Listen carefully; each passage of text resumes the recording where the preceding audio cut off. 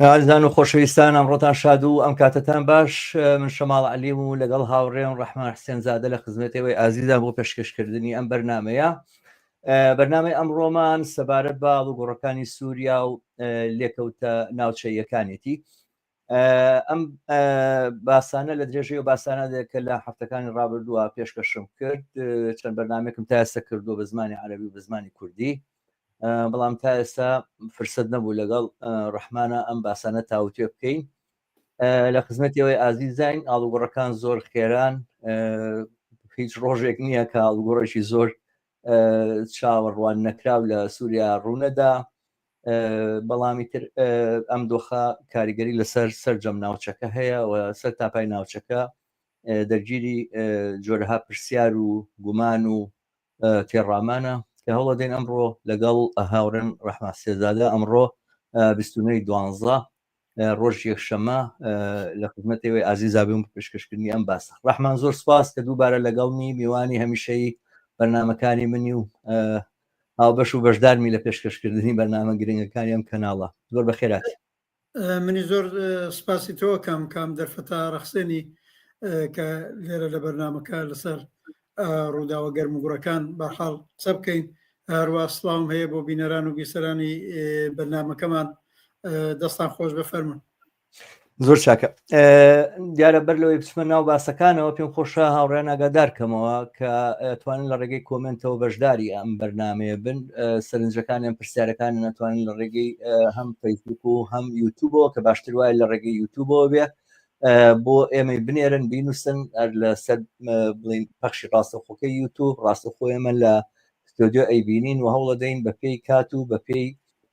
ئەو کۆمنتانە کە دێنیاوە پرسیارە نەگەر دووبارە نەبن حتمەن لەگەڵ هاوڕێم ڕەحمان حسێنزادە وەڵامێم بدەینەوە. ڕەحمان قسەمان کردووە کەم و زۆر، بەڵام هێشتا هاوا نەبووە کە هەر خۆم خۆت دابنیشین بە وردی لەسەرم ڕووداوانی کە لە سووریا ڕوویاندا و ماڵوگۆڕە خێرایانە بە وردی قسە بکەین. ئێستا فرسەتێکە هەم بۆ ئەوەی کە بەرنامەی پێشکەشکەین هەم بۆی لە باری دید و سەرنج یەکتر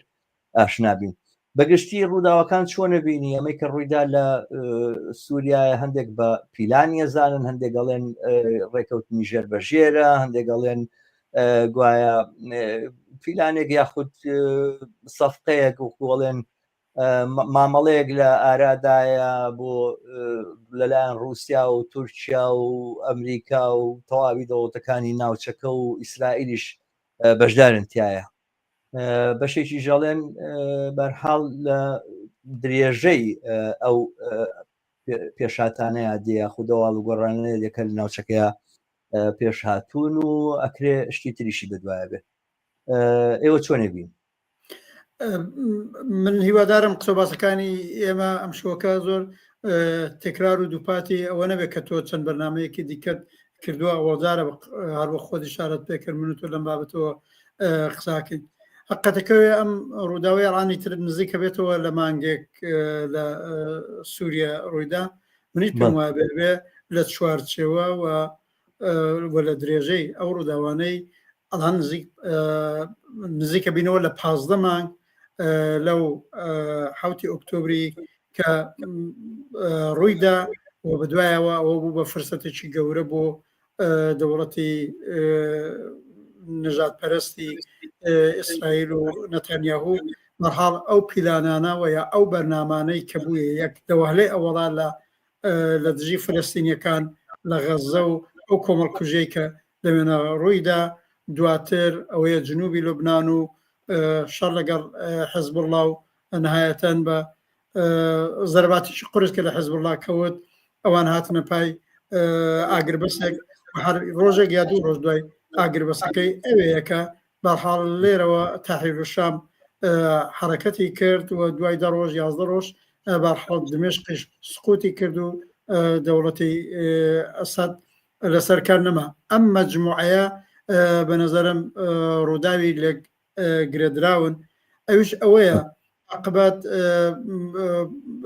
لەم 15 مانگەدا ئێمە شایدی ئەم کێشە بووین لەلایەن قوتب و محوەری دەوڵەتی ئامریکا و ئیسرائیل و لایەکی دیکەوەش ئەوەی پیانەوت محوەری مقاومەتی ئیسلامی کە ئەساسەن هەم حەماس بوو هەم حیزبوڵڵا بوو سووریە گەورەی بوو دوایەوە تەوان بە پشتیوانی و کۆمەکی جمهوری ئیسلامی من پێما بێ لەو چارچەوەیە تماشاکەی ئەگەر واقعاً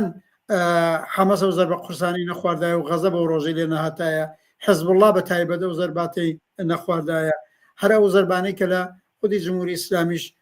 کەوتن لەو پێناوەدا ئاوا بە ئاسانی دەست بەرداری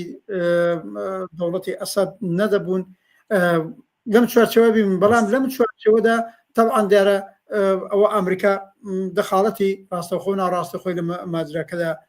هەیە دەوڵەتی ئیسرائیل کەوەی تر بە سیاسەتی کۆمەڵکوژی و فاشیستی و تروریزمی خۆی ئەڵانی تر گرز بەدەستە لە منتەقەکە بەڵام لە کێشەی مربوط بە سووریەتە ڕۆڵی دەوڵەتی تورکیا بەرجەستەیە بەو معنا کە من پێم وابێ عاقبەت تورکیە بوو هاندەری تەحریری شام و ئەوی گروپی کە زیاتر لە خۆیەوە نزیکە ئەرتەشی ئازادە هەرچیەکە بجوڵێن ئەو دیارە ئاگاداری ئەوزاع و شرایطێکیش بوون کە دەوڵەتی ئەسەدیا بەسەرە بە هەم پشتیوانەکانی زەربەی قورسیان خوارد بوو جاران نەیانەتوانی پشتیوانی لێ بکەن کە جمهوری ئیسلامی بێ کە حزب الله بێ رووسیەش لەولاوە بەخۆی دەرگیری شەڕی ئۆکراینە بەرحاڵ ئەوە حرەکەتی کرد بەڵام حرەکەتی دەوڵەتی تورکیا من پێم وایە بە بێ اطلاعی دەوڵەتی ئەمریکا نەبووە جایتر چکات ئەم ئاگاداریە بوو یان نە ئەوە نازانم من پێما بێن نەهایەتەن لە بەتنی و ئەوزاعدا و عاقبەت نەیبنەی معاملە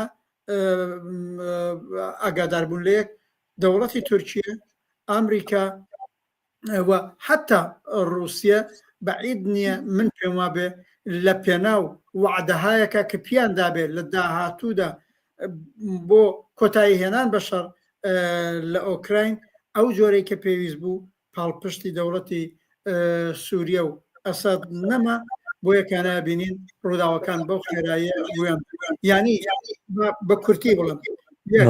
هەناوی ڕووداوەکانی پازمانی ڕابردووە ببینین و لە عینە حاڵا پێما بێ تورکیا ئەمریکا رووسیا نەوە پێکاتنیان بوو و تەبعان ئەگەر ئەمریکا ئاگاداری ئەم پرۆژانە بوو بێ ئیسرائیل بێ ئیطلاع نەبووە ئەڵان ڕۆژی ئەوڵ و دووەم ئیسرائیل ئیطلاعی بوویان نەبووە بەڵام ئێستا دەوڵەتی ئیسرائیل و بەم هێرشە نظامیەکانیان بەوەی ئەو منتەقەی پیانەوە منتەقەی حائل ئەوەی گرتووە نەتەنیا چەندین کیلومتر هاتۆتە نێو خاکی سووریەوە بازێک بەرزایی گرتووە کە زۆر زۆر ئستراتیژیکن ئەڵانەویش تەبدیل بووە بە هێزێکی کاریگەر نەهایەتەکەیەوە بوو ئەمە لە چوارچێوەی ئەو شکست و پاشەکشەیە کە بە مەحوەری مقاومەت داسەپاوە لەو چوارچێوەیە بێ ببین ڕاستە ئەوە دروستە کە ئەمە لە درێژەی ئەو داسەپاندن یاخودە شکستە گەورەی کە ئەوەی پێ و کوترێ مەحوەری مقاومەت بەسەری هاتووە ئەمە بێ ببینرە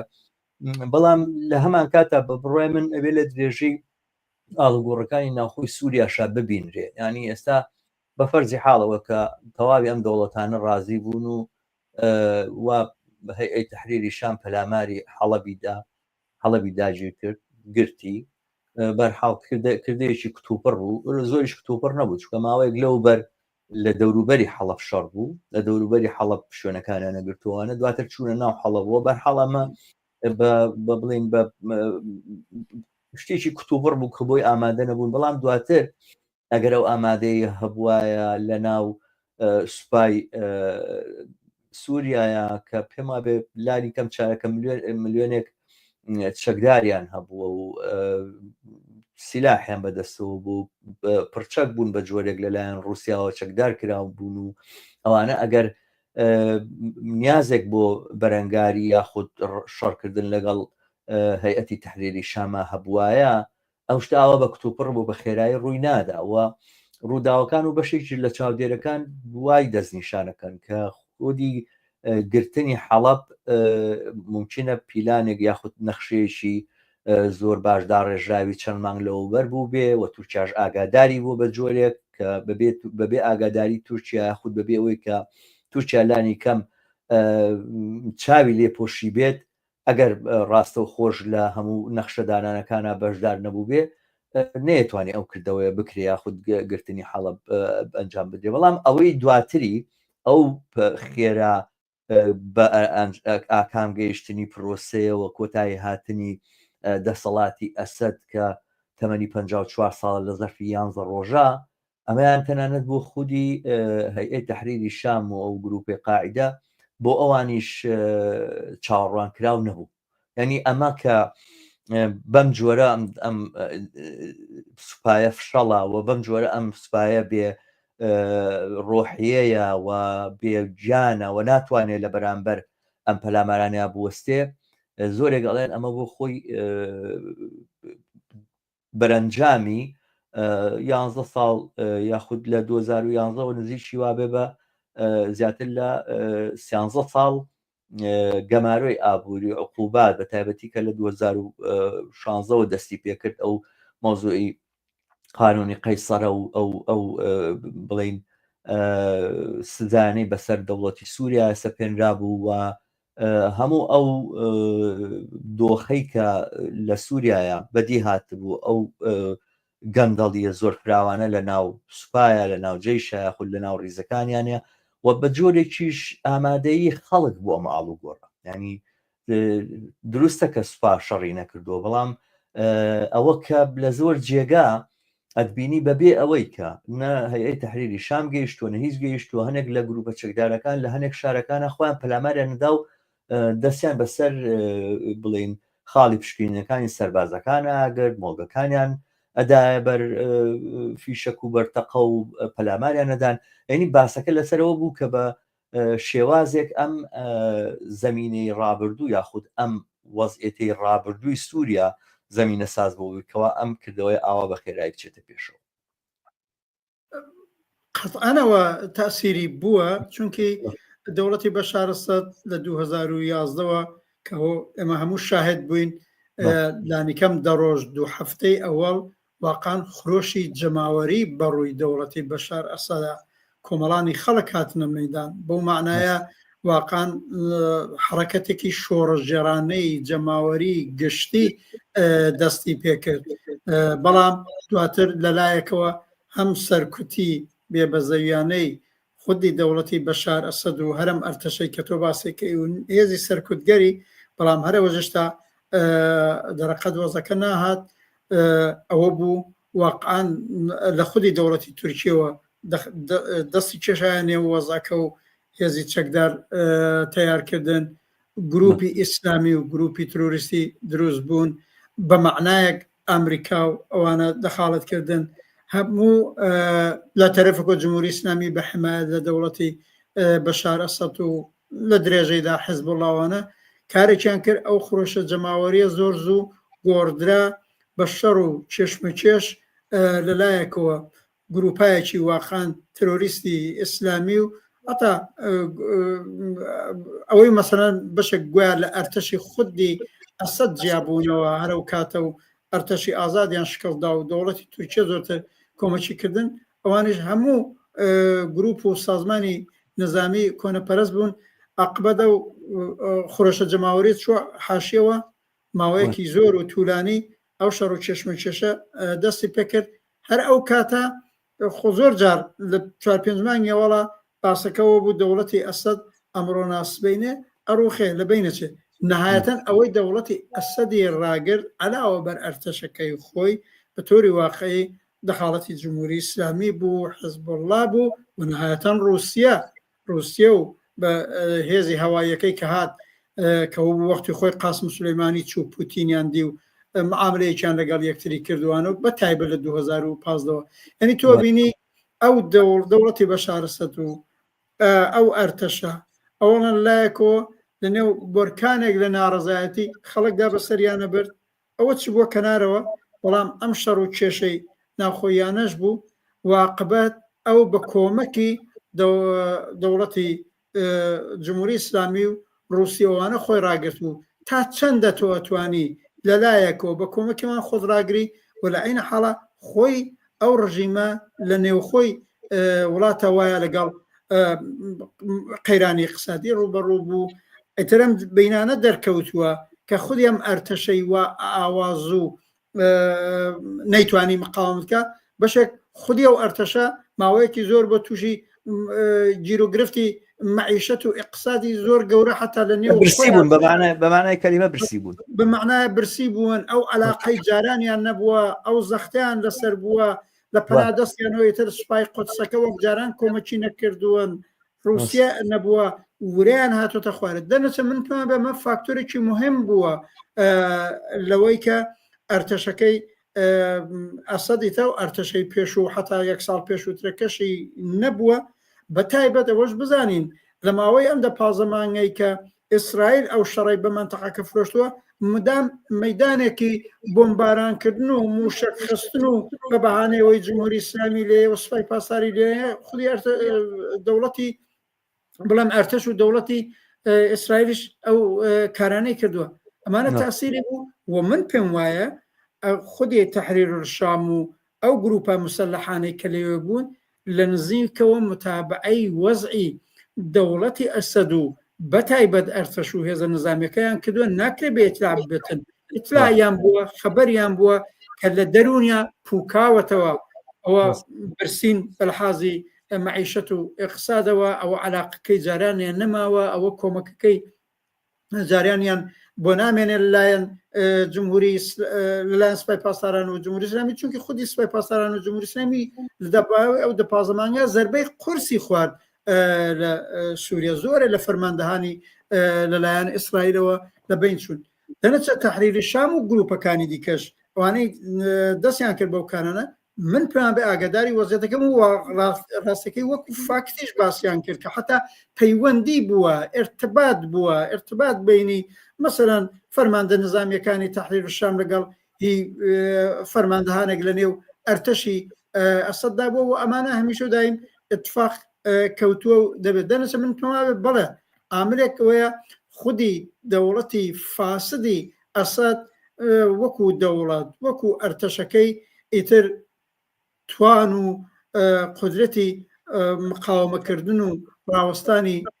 نەما دەرنەتیجە منیش پێم وایە خودی تەحریر الشام وانە خوانوادانە نابوو بۆ سورعەت بگەنە دمشق حتا من بە ئەوە بڵێم مثلا وەزیر خارجەی جمهوری ئیسلامی کە لە هەر ڕۆژی دووەمی حرەکەی تەحریر الشام بوو خۆی گەیاندە دمشق و چوو بەشار ئەسەدی دیوانە ئەو وەختە زاهیران بە درۆ و دەرەسە کوتی بەشار ئەسەد ڕۆحی زۆر باشە ئەرتەشەکەش مقاومەت دەکا حتا هەستا وەکو فیلمێک چوو لە ڕێستۆران تێکی نێو دمشق ڕێستۆرانێکی عادی نەهاری خواردبۆی نیشاندا ئەوزا زۆر عادیە کەچی دوایەوە هەڵات و نەما هەرە و ئینسانە هیچ بیری لەوە نەکردەوە دوو ڕوویەکی گەورەیە هات کوتی هەرە وەختی بەشار ئەسەدم دیوە ئەویش بۆ خۆی تعجبی کردووە بۆ ئەرتەشەکەی مقاومت ناکە دوای دەنەچە بەنظرم بەڵێەوە فاکتۆرێک بووە خودی گەندەڵی ئەو سیستمە و ئەو دەوڵەتە دوای 50 ئەزانی ئەم باستە بۆیەکی گرنگە هاوڕە ڕەحمان من مۆزوعەکە ئاوا بینم زۆر جار ئەم ڕووداوانە کە ڕوو ئەدەن ئەم ئاڵوگۆڕە سەریعانە کە ڕوو ئەدەن هەمووی بەدەست و بە پیلان و بەکاری دەوڵەتەکان نەزانن من دیارە ئەزانم کە دەوڵەتەکان هەمیشە پیلانجێڕن ینی پیلانجێڕی دەوڵەتەکان و کاریگەریان لەگەڵ هێزە بەکیژیراوەکانیانە لە ئەم 100 ساڵی ڕابردووشە مەسلەیەکی ڕۆشن و ئاشکرای لە ڕووداوە سیاسەکانە دەوری ڕۆڵی دەوڵەت و دام و دەستگا سیاسەکان ومانە زۆرە بەڵام ئەگەر بێت و هەموو ئەوەی کە ڕوو ئەدا هەموو ڕووداوە وەرچەرخانە گەورانە تەنها بەوە لێک بدێنەوە کە دەوڵەتەکان چ مامەڵەیەکەکەن لەگەڵ یەکات شپیلانێک لە ئارایە و بەشێگەیترێگەرن تا ئاسی دەستگای مخابرات و ئەوانە بەڵام لە تێڕوانین و تێگەیشتنمانە و ڕوانینمانە هیچ جێگایەک و هیچ شوێنێک بۆ خەڵک دانەنین ئەو دەم لە لێکدانەوەکانمانە هەر تەنها توانین بگەینە ئەوەی کە بە جۆرێک لە جۆرەکان خەریکی ئیفشاگەری بین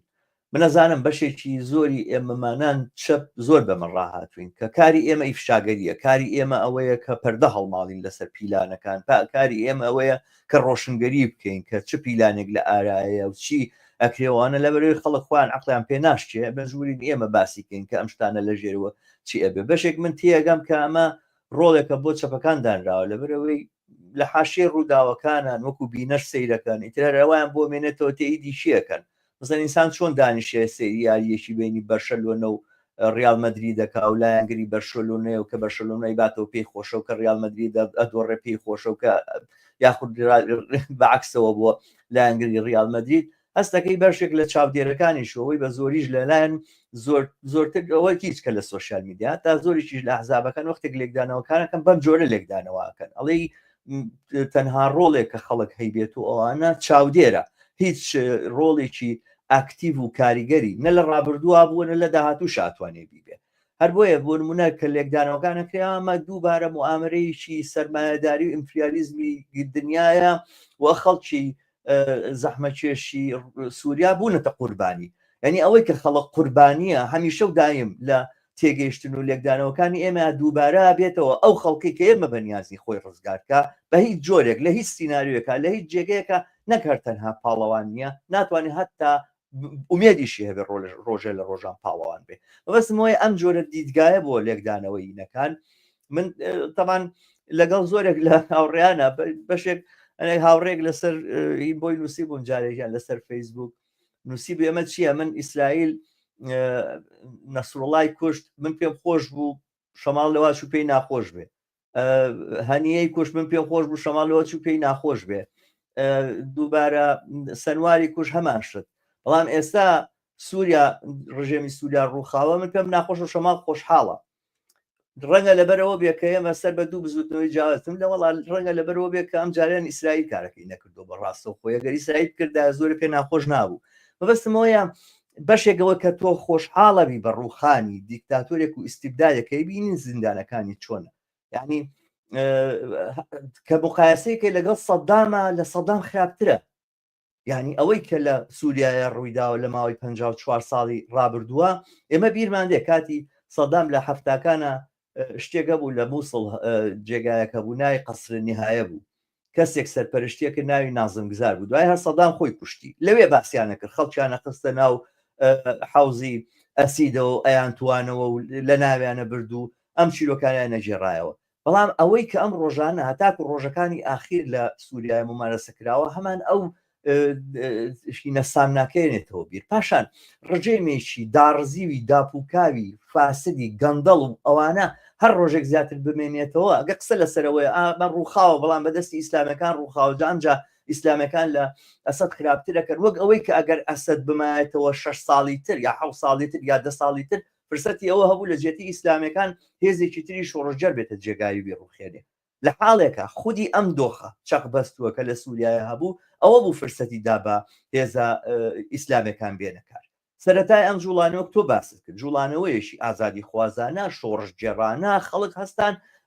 سەر پێ لە پێشاوتیان هەتا داوای ڕیفۆرمیان نەکرد داوایان نەکرد جۆرێک ئەو وعدانەی کە داوتەوە وەختێک هاتیتە سەرکار بەشار ئەسەد لە خیتابی هینەکە گرتنە دەستی دەسەڵات تا لە ئیناکە دیموکراتی دەبێ و کرانەوە ئەبێ و خەڵک بۆی هەیە قسە بکەوەمانەوانە جێبەجێکە بە جۆرێک داواکارەکانی ئەوە بوو لە چوارچێوەی ئەوەی کە پێی وترا دوای نامرا بە هەڵە بەهاری عەرەبی لەم چوارچێوەیە هاتن ئەم جوڵانەوەیان دەست پێ کردوانە دواتر ئەوەی کە ئەم جوڵانەوەی گۆڕی بە جوڵانەوەیەکی تون و تیژی سەربازی کە خەڵکی ئاواتیا بکوژێەوە فرسەت بێتەوەی کە دام و دەستەی چەکدار لە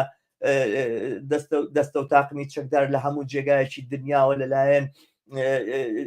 تیرۆریستەکانی دنیا و دەوڵەتە کۆنە پەرستەکانەوە کۆمەک بکرێن و مەیداندار بن خودی دەوڵەتی بەشار ئەسەد بوو مانەوەی دەسەڵاتی بەشار ئەسەد ئەو گۆماوەی ئەوەنێتر لێخنە کرد ئەوەنێتر زەرکاوەی قوڵتر ئەکردەوە ئەوەنە زۆرتر دۆخەکەی نالەبارە کرد بەهەرحاڵ ئەمەی کە ئێستاش ڕووی داوە بە بڕوای من ئەگەر لە درێژەی ئەو مێژوا ببینم بڵێ ببوورە توکەمێک درێژم کردەوە مەبەستمەوەیە بۆ ئێستا و بۆ ئایندەی سووریا ئەوە تەنها هەر گروپە چەکدارەکان نین کە لەم سیناریۆیا ڕۆڵیان بینیوە خودی ئەوەی کە ناڕەزایی خەڵک دوورکردنەوەی خەڵک لە دەسەڵاتی ئەسەد و پشتشۆڵکردنی ئیلانی کەم ئەوەی کە لەم جێگایە مەسەلەن لە هیچ شوێنێکە خەڵک بە هیچ جۆرێک مەقاومەتێکی نیشان نەدا لە بەرامبەر ئەم شتەیە خودی ئەمە بۆ داهاتوو بۆ ئایندە فرسە دەکاتەوە کە هێزی تر بێنە مەیدان وانییە کە مەیدانەکە هەمووی مەیدانی ڕمبازێنی دەستە و تاقمەتی تیرۆریست و ئیسلامەکان بوەرەمیکەکەم بەسرا بوو با من ئەوە بڵێم چەند تێبینیەکەم هەیە ڕەنگە لە بازە تێبینەکانم لەگەڵەوەی تۆ هاوڕای نەبێ با ئەوە باسکەم یەک منیش شتێکەیە لە ئەدەبیاتی سیاسی هەڵسوراوانی سیاسی ئێرانە باسەکەین تەرحی تەوتەئە پیلان یا منی زۆر بەوا خیدەم نییە گویا هەموو شتێک هەر پیلانە هەتا دەوڵەتەکانیش کە حرەکەت دەکەن خۆ دیارە دەوڵەتەکان قدرەتی نظامیان هەیە قدرەتی سەرکوتیان هەیە قدرەتی پوڵ و ئیمکانات و ڕسانیان هەیە پیلانیش دەوڵەتای بەتایبەت کۆنە پەرست و ئستبدادیوانە پیلانیش لە بەرنامەیانە هەیە بەڵام لە عینە حاڵە زۆر جار پیلانیش دەبێ قبل لە چوارچێوەی هەلومەرجە کابێ کە بکرێت تیا بچێتە پێشەوە دەرنەچە کولی ئەو ڕووداوانەی لە 2011ەوە تا ئێستا کە لە سووریا ڕوویداوە توار بە پیلان ناتوانانی تەوزیحی بدەی وایە لە ئەوڵەوە خۆشانێکی جەماوەری بووە بەرابەر بە سیستمێکی هەتا وەکو ڕژیمی بۆ ئێمەی خەڵکی کوردستانی ئێران و عێراقوانە ڕژیمی فاسدی و فاشیستی بە زۆر ناسرااو بوو ئەمی شەروەگەو بوو لەویش خراپتر بوو معلومە ئەو وەختە لە شروعی مازراکەدا جەماوە نەخشیانتیا بوو اتفاقان دەخاڵەتی سەرکوتگەری خودی دەوڵەتی ئەسەد و دواتر دەخاڵەتی تورکیە و دار و دەستەکانی ئەوان و هەتا ئەمریکا نهایەتەن دەخاڵەتکردنی و جمهوری ئیسلامی هەموو لە پێشە بۆ بەلاڕێدابردنی ئەو خۆشە جەماوەریە بوون و تێشە موفق بوون ئیتر بۆیەکانێ ئەو نائەمنی و هەرج و مەرج و شەڕ و پێکدادانی چەند ساڵی لە کەوتەوە و نهایەتەن بە دەخاڵەتی رووسیا جمهوری ئیسلامی بە شارەسەد بەشێک زۆر لە وڵاتی کەوتەوە دەست و ئەم چەند ساڵە بە کۆمەکی ئەوان خۆی داسەپاندەوە دەنەچەم منزورمەیە بڵێم هەمووی لە پیلانەوە دەست پێ ناکە هەلومەرج و شەرایط تێکاتوە پێشێ ئەویش معلوم بوو لە 2011 هەتا زووتریش و معلوم بوو ئەم ڕژیمی فاسدی ئەسەدە و خانەدانی ئەسەدە نامێنێ ئەبێ لا بچێ هەروەک ئێستا بە ڕۆشنی ئەبینرێ عاقبەت ئەم جمهوری ئیسلامی کۆنە پەرستەی 45 ساڵە خۆی بەسەر خەڵکی ئێرانە داسەپاندووە نامێنێ جاوە لەلایەکەوە بەرەی ئەمپریالیست و کۆنەپەرستی ئەمریکا و ئیسرائیلوانش بە شێوەی خۆیان حەولەدەن عاقبەت ئاڵوگۆڕێک لە فەزای سیاسەتی ئێرانە بەوجود بێنێت لایەک شۆ جەماوەرێکیش هەیە کە بزوتنەوەی سەرنووری خوازی هەیە بە شێوێتر منزورمەوەیە بڵێم هەلومەرجێکی عینی واقعی لە ماوەی ئەم 12 ساڵە بوو بۆم ئاڵوگۆڕانە لە سووریە بێتە پێشێ بۆیە ناکرێت بە پیلان تەوزیحی بدەیت بەڵام ئەگەر لە ئەوڵۆ جەماوەر دەخاڵەتیان بوو من قسەکەمەوەیە ئالێرەیە تێبینەکەم ئەم حرەکەتەی ئەم جارەکە تەحریمی شام دەستی پێکرد و بۆ سورعەتە گەڕێ ڕۆیشتە پێشێ وایە لەسەر ئەو زەمینەی کە ئەم ڕژیمە فاسدە بێ بنەما بوو بێ پایە بوو نەکەر ئەم ساڵ ئەگەر لە 2015 لە 2016 جمهوری ئیسلامی و دەوڵەتی رووسیا لە کۆڵبیانەوە هەر ئەو وەختە حتا هەرم هێز و تەقمە چەکدارانە ئەویان لەسەرکار لابر ئەگەر حتا خەڵکیش لە مەیدانەکانەوە مەزومەیە ئەم جارە ئەم ڕووداوە بەو سورعەتە ڕووداوە بەداخەوە لە پێشا جەماوەرەکە لە مەیدانە نەبووە ئەزانم تووڕەیی بووە ئەزانم نەفرەتەیە ئەزانم ئەترازەیە ئەزانم حتا حمایەت لەو دەوڵەتی ئەسەدە نەکرا لە ئەرچە کەسی نەکرا کە بتوانێت دوو شار بەدەستی خۆیەوە بگرێ و مقاومەتێک سازماندا ئەوانە هەموو وایە بەڵام نهایەتی کێشەی بینی ئەرتەشی دەوڵەتی ئەسەد و تەحریر الشام و ئەرتەشی ئازادی سەر بە تورکیە و هەموو ئەمانە کە دەخاڵەتیان کردو ئێشتا کونی توخەت نایڵن جەماوەرەکە دەخاڵەتی بێت ئیرادێکی مەسەلەکە ئەوەیە ئەو جەماوەرە دەخاڵەتی نییە ئەوی بە تایبەت لە بەتنی ئەم کۆمەڵکوژیەی 14 مانگی گذشتە کە بەرحاڵ واقعاً بەشەریەتی لە دنیاشا و لە خودی سووریە و لە لوبنان و لەوانە بردۆتە دواوە بەمعنایە ئەم فەزای ئێرعاب و ترۆر و کۆمەڵکوژی و ئەوە بەشێک بتێونەتەوە ئەچێتە حساباتی جەماوەرەوە ئەو ئێرادەیە کە کاتی خۆی پێویستە بهێنە مەیدان بە ئاسانی بۆی نەچن دەنەزە من قسەکەمەوەیە مشکلەکە ئەوەیە آخر ئەو جەماوەرە نەبوو ئێستا دەوڵەتی ئەسەد ڕۆیشتنی بە هەر شێوەیەک ڕۆیشتووە زۆر چاکتر ڕۆیشتووە دەوڵەتی فاسیوە بۆ بمێنێ خۆ منیش هەر جۆرێک بڕوە حتا ڕۆژانی ئەوەڵ ئەو خۆشحاڵیەی کە خەڵکی دەمێشق و شارەکانی دیکە دەریان بڕیوە من لە مناسبەتی دیکەشوتمە زۆر قابلی دەرکە ئەو خەڵکە حەقیانە خۆشحاڵ بن چونکی 53 ساڵە بەدەست ئەو خانەوادەوە گیریان خواردەوەن ئەمڕۆ بینن خەڵکەکە پراگماتیستی تەمەشایەکە بەرحاڵ ئەمڕۆ بینن حەقی خۆیانە شادون بەڵام ئێمەی ئەگەر لێرە باسی هێزی چەپە سۆسیالیستە کۆمونیستە بەحاڵ بێ بزانین ئەو من ئاوای بیرەکەمەوە ئەو خۆشحاڵیان کۆتامدەتە بەداخەوە هەر ئێستا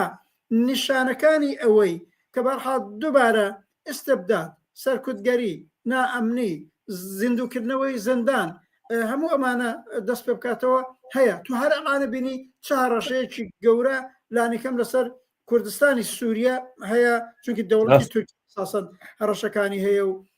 تەحریل شامیش هەر ئەمڕۆ من قسە و باسی ئەم ئەحمەد شەرم لە مناسبەتەکە باسی کردووە و توێتی لە گفتوگۆداین قەولی ئەو لەگەڵ کوردەکان و لەوە بەڵام ڕۆشن و توێتێ بی هێزی چەکدارەکان منحل بەتە نێو هێزی دفاعی سووریا لایەکی دیکە فدرالی و مدرالی بەڕسمێ ناناسین کە خۆ منەڵەتە شخصان خۆم تەرەفداری فدرالیزم نیم چاکەزانی ئەوە بابەتەوە ئەو لە ژێر نێوێەوەی فدرالی شت قبولنی خەریکە تا دێ تازەوە گۆشەیەکێتی لە ئەین حاڵە تۆ هەرە بینی ئەلا ناڕزایەتی یەکسەری هەڵدا و ئەزانم ڕەنگە لەو ناڕزایەتیانە دەستی جەریانی ئەسەد ئەوی تێدا بێ و قسەی ئتیانە بەڵام خەل لایەکی دیکەشەوە نیگەرانی سێکۆلارەکانی دمشقیش هەیە کە چەند ڕۆژ لەوە پێش هاتنە مەیدان تیان بابە ئێمە حکومەتی دینیمان ناوێ حکومەتی مەسەبیمان ناوێ خەریکە نیگەرانەکانیان دەرەبن دەنەچە منزورمەوەیە ڕەوتێ ئێمە مەجبور نین لە بینی دەوڵەتی ئەسەد و پیلانی نەقشەیە نەقشەیە بۆ خاوە بۆ ڕۆژهەڵاتی ناوەڕاست نەقشەیە ئەمریکایە ئیسرائیلە ڕەسیدان ئەو نەقشەیەکی کۆنەپەرستانەیە ئەو نەقشەیەکی گەورەیە کە نەهایەتەکەی ڕاستەکەی زۆرتر هەر بۆ یەخسیرکردنی کۆمەڵانی خەڵکە لە سووریەوە گرتوێتی تاگەر سبێنە بیانەوە نەقشەکان لە جمهوری ئیسلامیش داسەپێنن لە دڵی ئەوەدا لەلایەکەوە لایەکی دیکەشەوە مەترسیەوەی ئایندەی سووریا چی دێدە مەترسیەکی گەورەیە هەرستا مەترسیەکان هەیە منەزانم بە احتمالی زۆر بە تایبەت لە ئەوڵەکانەوە لە 1-2 ساڵی ئەوەڵ قەتەن ناتوانێت ڕژیمێکی داپلۆسێنەری وەکو ئەینی ڕژیمی ئەسەد بێ یان ناتوانێت هەتا وەکو ئیسلامیزمەکەشی وەکو ئێستای تاالبان یا جمهوری ئیسلامی بێ ئەوە فەزاهایەک شەرایطێک شکافایەکە گرێتەوە هیوادارم لەم پرۆسەدا عاقبەت بەرەیەکی ئازادی خوازم بەرەیەکی سکۆلار خەڵکێکی بە ئیرادا لەم دەورەی کە دەسەڵات مەرکەزی زەعیفە ئەحمەد شەرعیش ناتوانێت هێشتا کوێنێ هەموو شتی خۆی بەڕێوە بەرێ ینی هێزەکان هەرمەزم شخصی خۆی ئەوە خۆباقبەت ئیرادەیەک بێتە مەیدان و ئەوانە ئیسفادە بکرێت بەڵام قسەکەوەیە ئەم ڕەوتەی ڕوویدا ئەو ڕەوتەی دڵخوازی بە نەزەرم کۆمەڵانی خەڵکی خودی سووریە هێشتا نییە بێگومان وایە هیچ شتێک بەڵام ئایا مەجال ئەلان کە ئەسەد ڕۆیشتووە هەرچێ بێ فاسد بوو چاترە و زیندانانەی نەما چاترە و خەڵکە نەزاتیان بوو واخە من دوێنە سەحنەیەکم دی خەلەبانێکە 40 ساڵ لە زیندانی حافز ئەسەدی فاشیست و کوڕەکەشکە بەشار ئەسەد بووە بە دەلیلی وەی وەختی خۆی حازر نەبوو بۆمبارانی خەڵکی دەرعا بکە ئێستا دوای 40 ساڵ خەڵکی حەما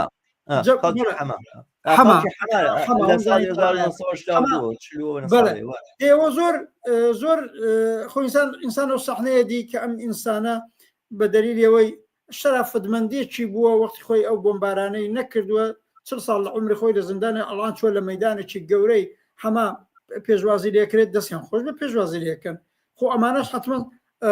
ڕووداوی مثبتن و یا بەرحاڵ عاقبەتەوەی دەسەڵاتی مەرکەزی ئەڵان لاوازە هیوادارم هێزی تەرەقی خواست ئازادی خواست بتوانێت لەم فرسەتە ئیسفادە بکە خۆی تیارکە نێڵە نەخشە ئەو جۆرە بڕواتە پێشەکە کولی تەحریر الشام و ئەم جەریاناتی ئیسلامی ئەیانەوێت نەخوا باسەکە لەسەرەوە نییە کە ئەم گروپانە ئێمە لە ناوەڕۆکیان یاخود لە ماهێتیان و ئەوانە گومانمان ببێ گومان هیچ گومانێکی تیانەوەخواان بە ڕوونی بەشێک بوون لە قاعدا دەرە مبایعی زەواهری کردو پێشتر بەشێک بوو هەتا لە دەوڵەتی عێراق پێشەوەی بێ بە دەوڵەتی عێراق و شام پێشەوەی بێ بە داعش بەڵام دواتر هاوکاری کردووە لەگەڵ ئەمریکایە بە جۆرێک قسە هەیە کە ئەو ئەبوو بەکر بەغدادی داوەتە دەست و ئەو کاران بەژێر هاوکاری بووە ینی باسەکە لەسەرەوەی ئەمە گەشتا لایەزال ڕێکخراوەکەی لە لیستی لە قایمەی تیرۆریستەکانی ئەمریکا لا نەدراوە ئەگەر چی ئەو پارەی کە بۆ سەری دانرابوو 10 ملیۆن دۆلارەوەوانەوەیان لابر لەبەرەوەی تەلەڤیزیۆنی CNN و مقابلەی کردی تر بێمەعنا بوو تەلەڤیزیۆنی CNN مقابل لەگە کەسێک کاپارە بۆ سەری دانراوەیان لابر بەڵام ئەوانەی تر گەشتا لە ئەوەیان ماوە ینی گومانێک لەم بابەتەوە نیە و گومانێک لەو بابەتەوە یەکەم بە پشتیوانی شیشانی و بیگرە تاخ و خەڵکانێکە لە چینەوە هاتوون ئویگورەکان تا خەڵکانی جۆر بە جۆری چوزان وڵاتانی قەوقازیا کە دار و دەستەی ئیسلامین و تورکمانستان و چی و ئەمانە بەمانەوە هاتوون ئەم ناوچانیان داگیر کردو گومانێک لەمانەیان نییە بەڵام باسەکە لەسەرەوەیە ئەم دۆخەی کاوە هاتۆتە پێشەوە وانە بۆ ئەم گروپە لە چاو سووریایە پسکۆلەیە گروپێکی گەورەیە بەڵێ چەکداری زۆر بەڵام لە چاو وڵاتێکی ئەوەنە ملیۆنیا بۆ فراوانی کە لە سووریایە هەیە و بۆ مێژووی کە هەیەی بۆ تاریخی کە هەیەی بۆ کەڵچەری کەتیایەتی چونکە ینی حتمما تۆ ژاگادار هاوڕە ڕەحمان سووریا هیچێکە لە وڵاتە زۆر خوێنەوارەکانی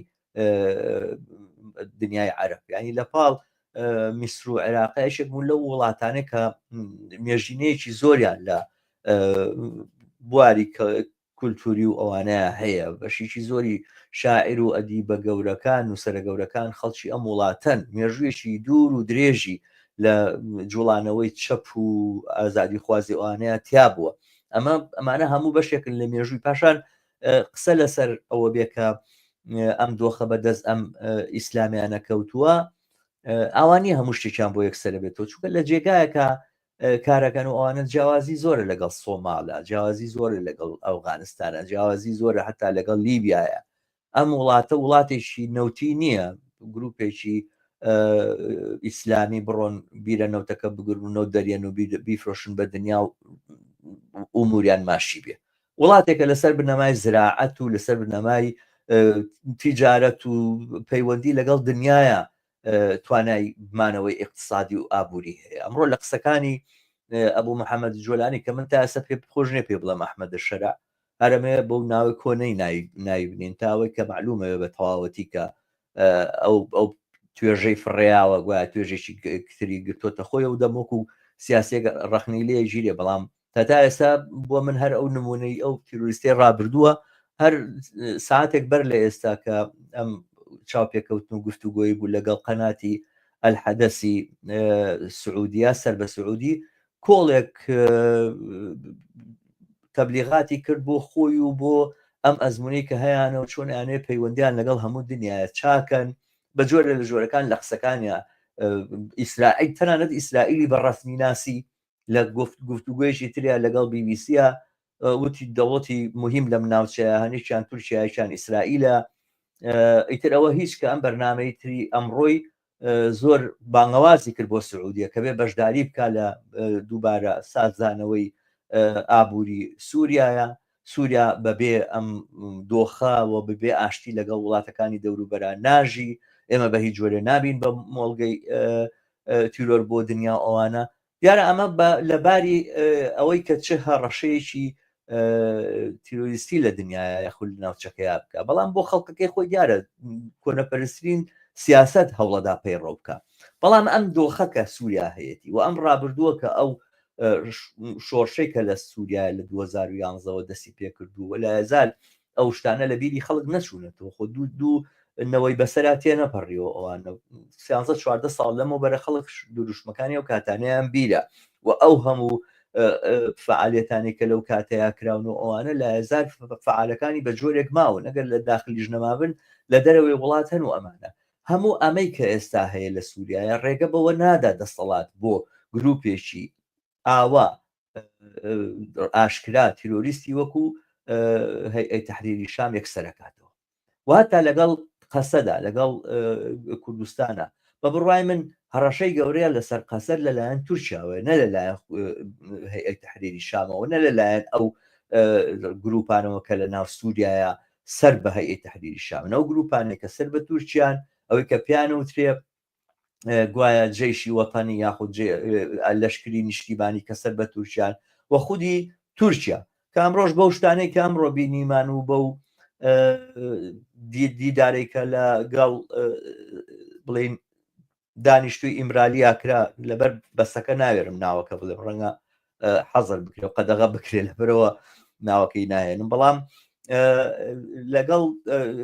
ئەو زیندانی لە ئیمرالیە کە 25 ساڵ زیاتر لە زیندانیە دیدار کراوە و ئەم دۆخە کە هاتۆتە پێشەوە هەستەکەی شتێک لە ئارایە جا ممکنە بە هەردوو دیوەکەشە تەفسیر بگرێت چونکە بەشێکە نەڵێن تووشیا وەختی خۆی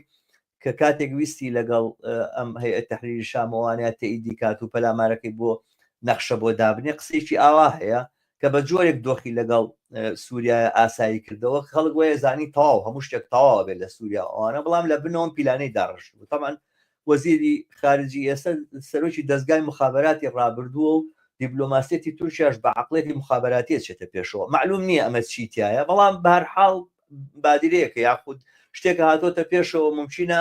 وەزعی دەوڵەتی تورکیا لەگەڵ قەندیلە و لەگەڵ قەسەدیشا بە جۆرێک ئاڵوگۆڕی بەسەرابێ بەبەستمەوەیە چەند فاکتەری نالەبار و نادروست و ناڕێک هەیە لە ناوچەکەیە لەم ڕۆیە فاکتەری تری پۆزەتیڤ هەیە کە ئینسان ناتوانێت لەبەر چاوێن نەگرێت و ئەگەر باسەکەی ئێمە تەنها هەر بڵین ئیدانەکردنی پیلانەکان و گوایە نەخشەکانی ئیمپریالیزم نییە ئەو دەم ئەگەر ئەم نەخشەیە بووە چۆتە پێشەوە واقعیتێک هەیە ئەمڕۆ بێ بۆ بگەڕین کە لە چۆ دەست پێ بکەین بەش بە حاڵی خۆم لەو بەرنامانەی ڕابردووش مەولایزالیش خەریکی ئەوە مەوانەی کە چەپ و کۆمونیستن بە جۆرە سۆشیالیستن ئازادی خوازن چوزانم فێمینیستن داکۆچی لە مافەکانی ژنانەکەن ئەمانە لە ناو سووریا لە ناو کۆمەڵگەی سووریا بدۆزینەوە و پەیوەندیان لەگەڵا بگرین بە بڕای من ئەمە مامەڵەیەکی دروست و ئەکتیڤانەی ئەم دۆخەیە لە سووریا ڕۆدا نەک ئیکتیفاکردن بەیان نامێک دەرکەی ئەمەی کە لە سووریا ڕوویدا دووبارە درێژەی ئەو تاڵاوەیە کە بە قورجی بەشەریەت هاچێت لەم ڕۆیە هیچمان نەکرد موقفێکمان دەربڕی و هەستاینە سەر پێ و کارێکیشمان لە ئەستۆی خۆمان دانەنا بەرنمەیەکیشمان نییە بۆیکەوە هیچ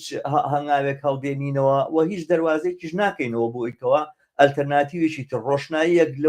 لەو دیوی تونێلەکەەوە ببینین یاخۆتینیکەین بەرحاڵ منش دووبارە باسەکانم تۆزێک درێژ باسم کرد بەڵام بەر لەوەی فرسەت بە تۆ بدەم کە لەسەر ئەم بەشە کە پێم وا بێتتر وەختێتی بڕۆین لەسەر ئەوەی کە چی لە داهاتوە ڕوئەدا قسە بکەین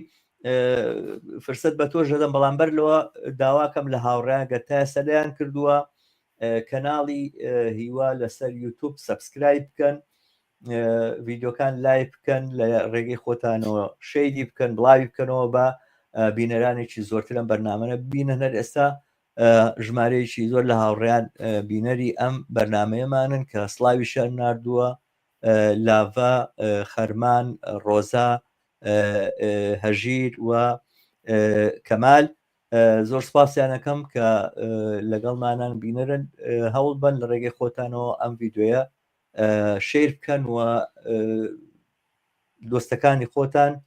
بانگێشکەن بۆ ئەوی کەوا کەناڵی هیوا لەسەر یوتوب سەبسکرایب بکەن و لایکی ڤیددیۆکان بکەن بەڵێ ڕەحمە من بە ئەوە بڵێم بەحاڵ سەرڕایەوەی کە ڕووداوەکە تا ئێستا چۆن هاتووە معلومە ئێستا دەسەڵاتێکی مرکزی لە دمێشق و لە سووریا نەماوە تێگرماوە ئەم دەسەڵاتە تازە کۆنەپەرستەش کە هاتووە هێشتا کونێ هەموو جونگەکانی قودرەتی بەدەستەوە نییە بە ئاسانی خۆی ناتوانێت داسەپێنێ دەرنەتیجە منیش ئەگەر قسەکە منزورەوە بێ نابێ هەر بە هەڵوێزگیری و هەر بە بەیانیە بەتایبەت جەماوەری ئازادی خواز یا هێزی پێشڕە و پێشکەوت و خواست سێکۆلار متەرەقی چاپ سۆسیالیستێک لە دمێشق و لە سووریاهان منیش پێم وایە نابێ هەر بە هەڵوێستگیری و بەتایبەت ئەوان بە بەیانی بکەن هەر لەم فرسەتانە ئیستفادەکردن بۆ خۆڕێخستن بۆ هێنانە مەیدان بۆ بەرزکردنەوەی دەنگێکی دیکە بۆ بەرزکردنەوەی دەنگێکی ئالتەرناتیو لە عینە حاڵە ئەو خۆشببین نیم کە ئەلعان لە شەڕی ئەم هێزە کۆنەپەرستانەیە بە سورعەت بتوانن ببنە قودرەتێکی وا کە مەسان بڵێ دەسەڵات یەکلاکەنەوە نا دەسەڵاتکەنەوە بەڵام هەر بەرەی سێکۆلار و ئازادی خواز و پێشکەوت و خواست ئەو نەخۆی بەهێزکە بە حاڵ فاکتەرێکی ڕووداوە سیاسیەکان بێ نێڵێ هەموو شتێکی کۆنەپەرستانە بۆ داڕۆژی ئەو کۆمەلگایە دابڕێژرێ ئەوە مهمە مەسەلەن من هەر ئەو مزاهرەیە کە 4-5 ڕۆژ لەوە پێش بووە و هاتنە مەیدان و تیان حکوومەتی دینیمان ناوێ و ئێمە سێکۆلار و نازانم لەگەڵ قانون و شتی ئیسلامی و کۆنەپەرستنین دێ ئەوە بخۆی دەستپێکێکی باشە ئەوە حتمما هەر سوڕاوانێکی هەیە حتمما پێشڕەوانێکی هەیە حتمما جەریاناتێکی ڕێکخراویش لەوانەیە تیابێت کە من ڕەنگە تۆ ڕەنگە ئێتلاعات بە من ئێتلاعم نەبێت بە قوتکردنی ئەو جبهەیە زۆر پێویستە مەسەلەن لە بەرابەر هەڕەشەکانی دەوڵەتی تورکیە بۆ سەر ڕۆژاوا لە کوردستان لە دژی دەوڵەتی تورکیە بوون و بەتایبەت مقاومەت حتمما زانم شکڵەگرێ خەباتی حتمما شکڵەگرێ هەر لایەنە و هێزی مسلحی ئێستای یەپەگە و یا ئەوەی سووریای دموکرات خۆیان بە ئاسانی حتمما جێگای ئەوەیە پشتیوانیان لێ بکرێ من ئەوە بینم بەڵام ئێمە وەختێ دینە سەر لێکدانەوەی کولی وەزەکە وەختی ئەڵێن ئەم وەزعی سووریە بۆ خۆی لە چوارچێوەی واقعتەکەی ئەمە جزوەکە لەو نەقشەی خاوەرمیانەی تازەیە کە ئەمریکا و ئیسرائیل ئەیانەوێ کولی ئەو نەقشە ئێمە بێ ئەوە خێنە هەر بەرساوی خەڵکی سووریەش و ئەگەر ئەمانوێ کۆس اتفاقاً بەشێکی ئەوەی کە ئەتەوێ بەرەیەکی ئازادی خواست سێکۆلار لە سووریا پشت ڕاستکاتەوە بێتە مەیدان هەم بۆ خەڵکی ئەوێ پێویستە هەم بۆ خۆی اتفاقاً ڕێگرێ ئەگەر شتێکی وا ڕوودا بۆ خۆی ئەوەمانە ئەو ڕێگرێکی گەورەیە کە ئەم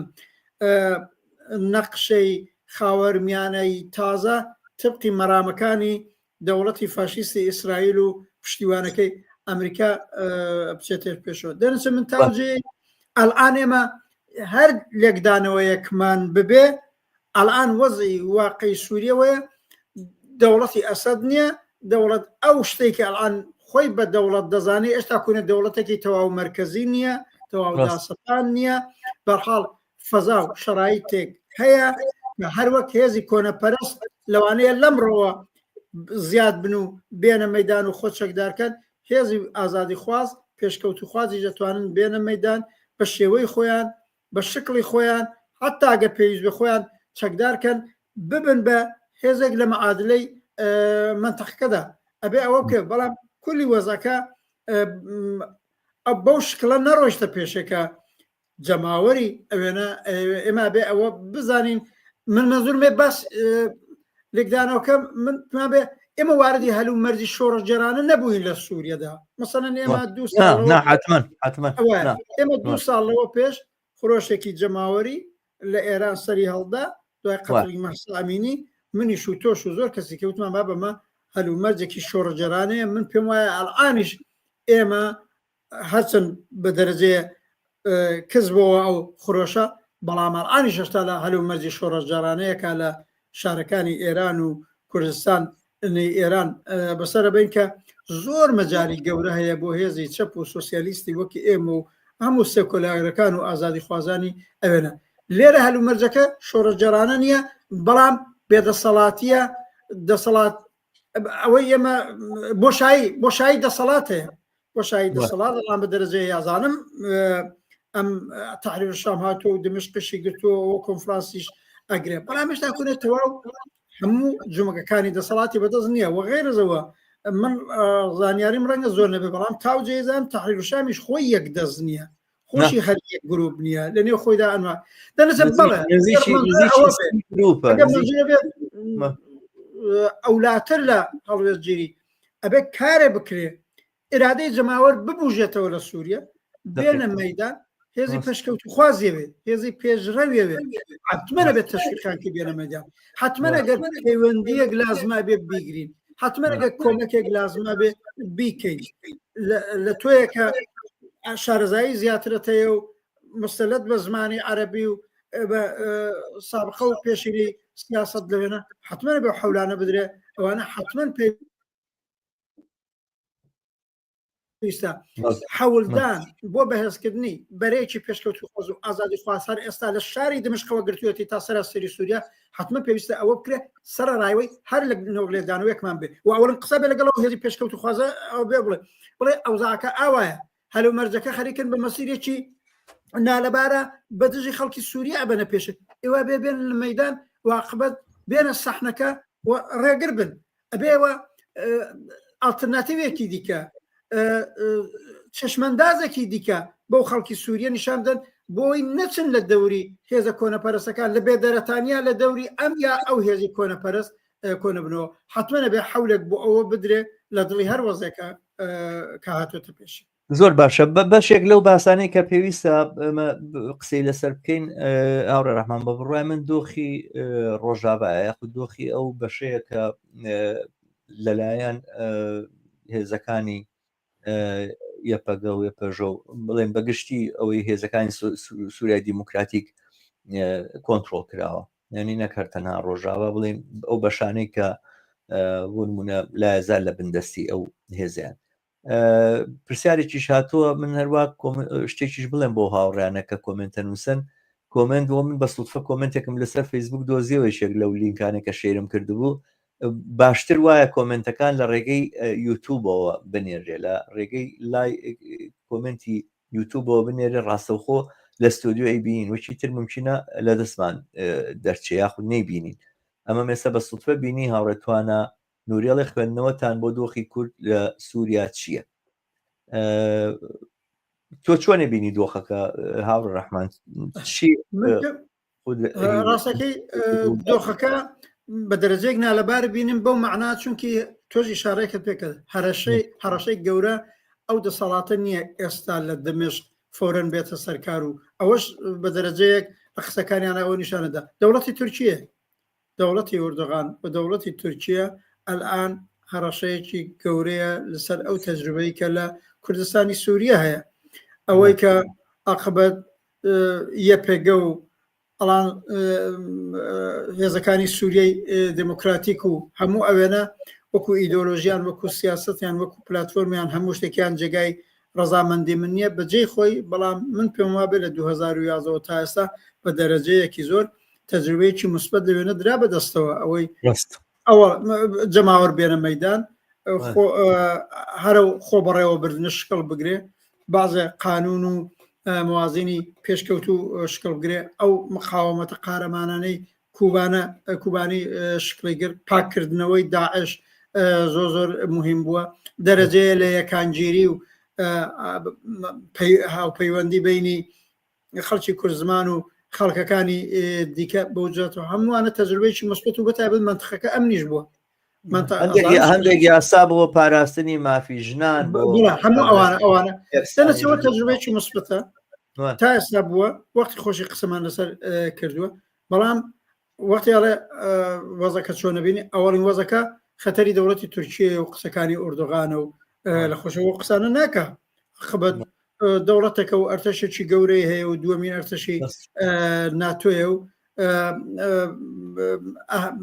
بۆ ئستراتێژی و سیاسەتی زۆر چەپەڵی کولەن ناسیۆنالیزمی تورک و لە کەماڵیزمیانەوە گرتوێتی تاڵان ئوردوغان ئەو ئیدعای زیندوکردنەوەی ئیمپراتۆری عوسمانی ئەلبەتە باوەڕ ناکەم خۆشیێڵانە ئیدعای ئەوەی زۆر مابێ بەڵام هەرم بینانە باسی نێوی تادادە لە شارەکانی سووریە و کوردستانی سووریەش وابزانم ئەبر کەوانە وەختی خۆی زوزی عوسمانی بن دەنەچەم ئابە معنای وەزەکە نالەبارە بینیم یەک خەتەری دەوڵەتی تورکیا هەیە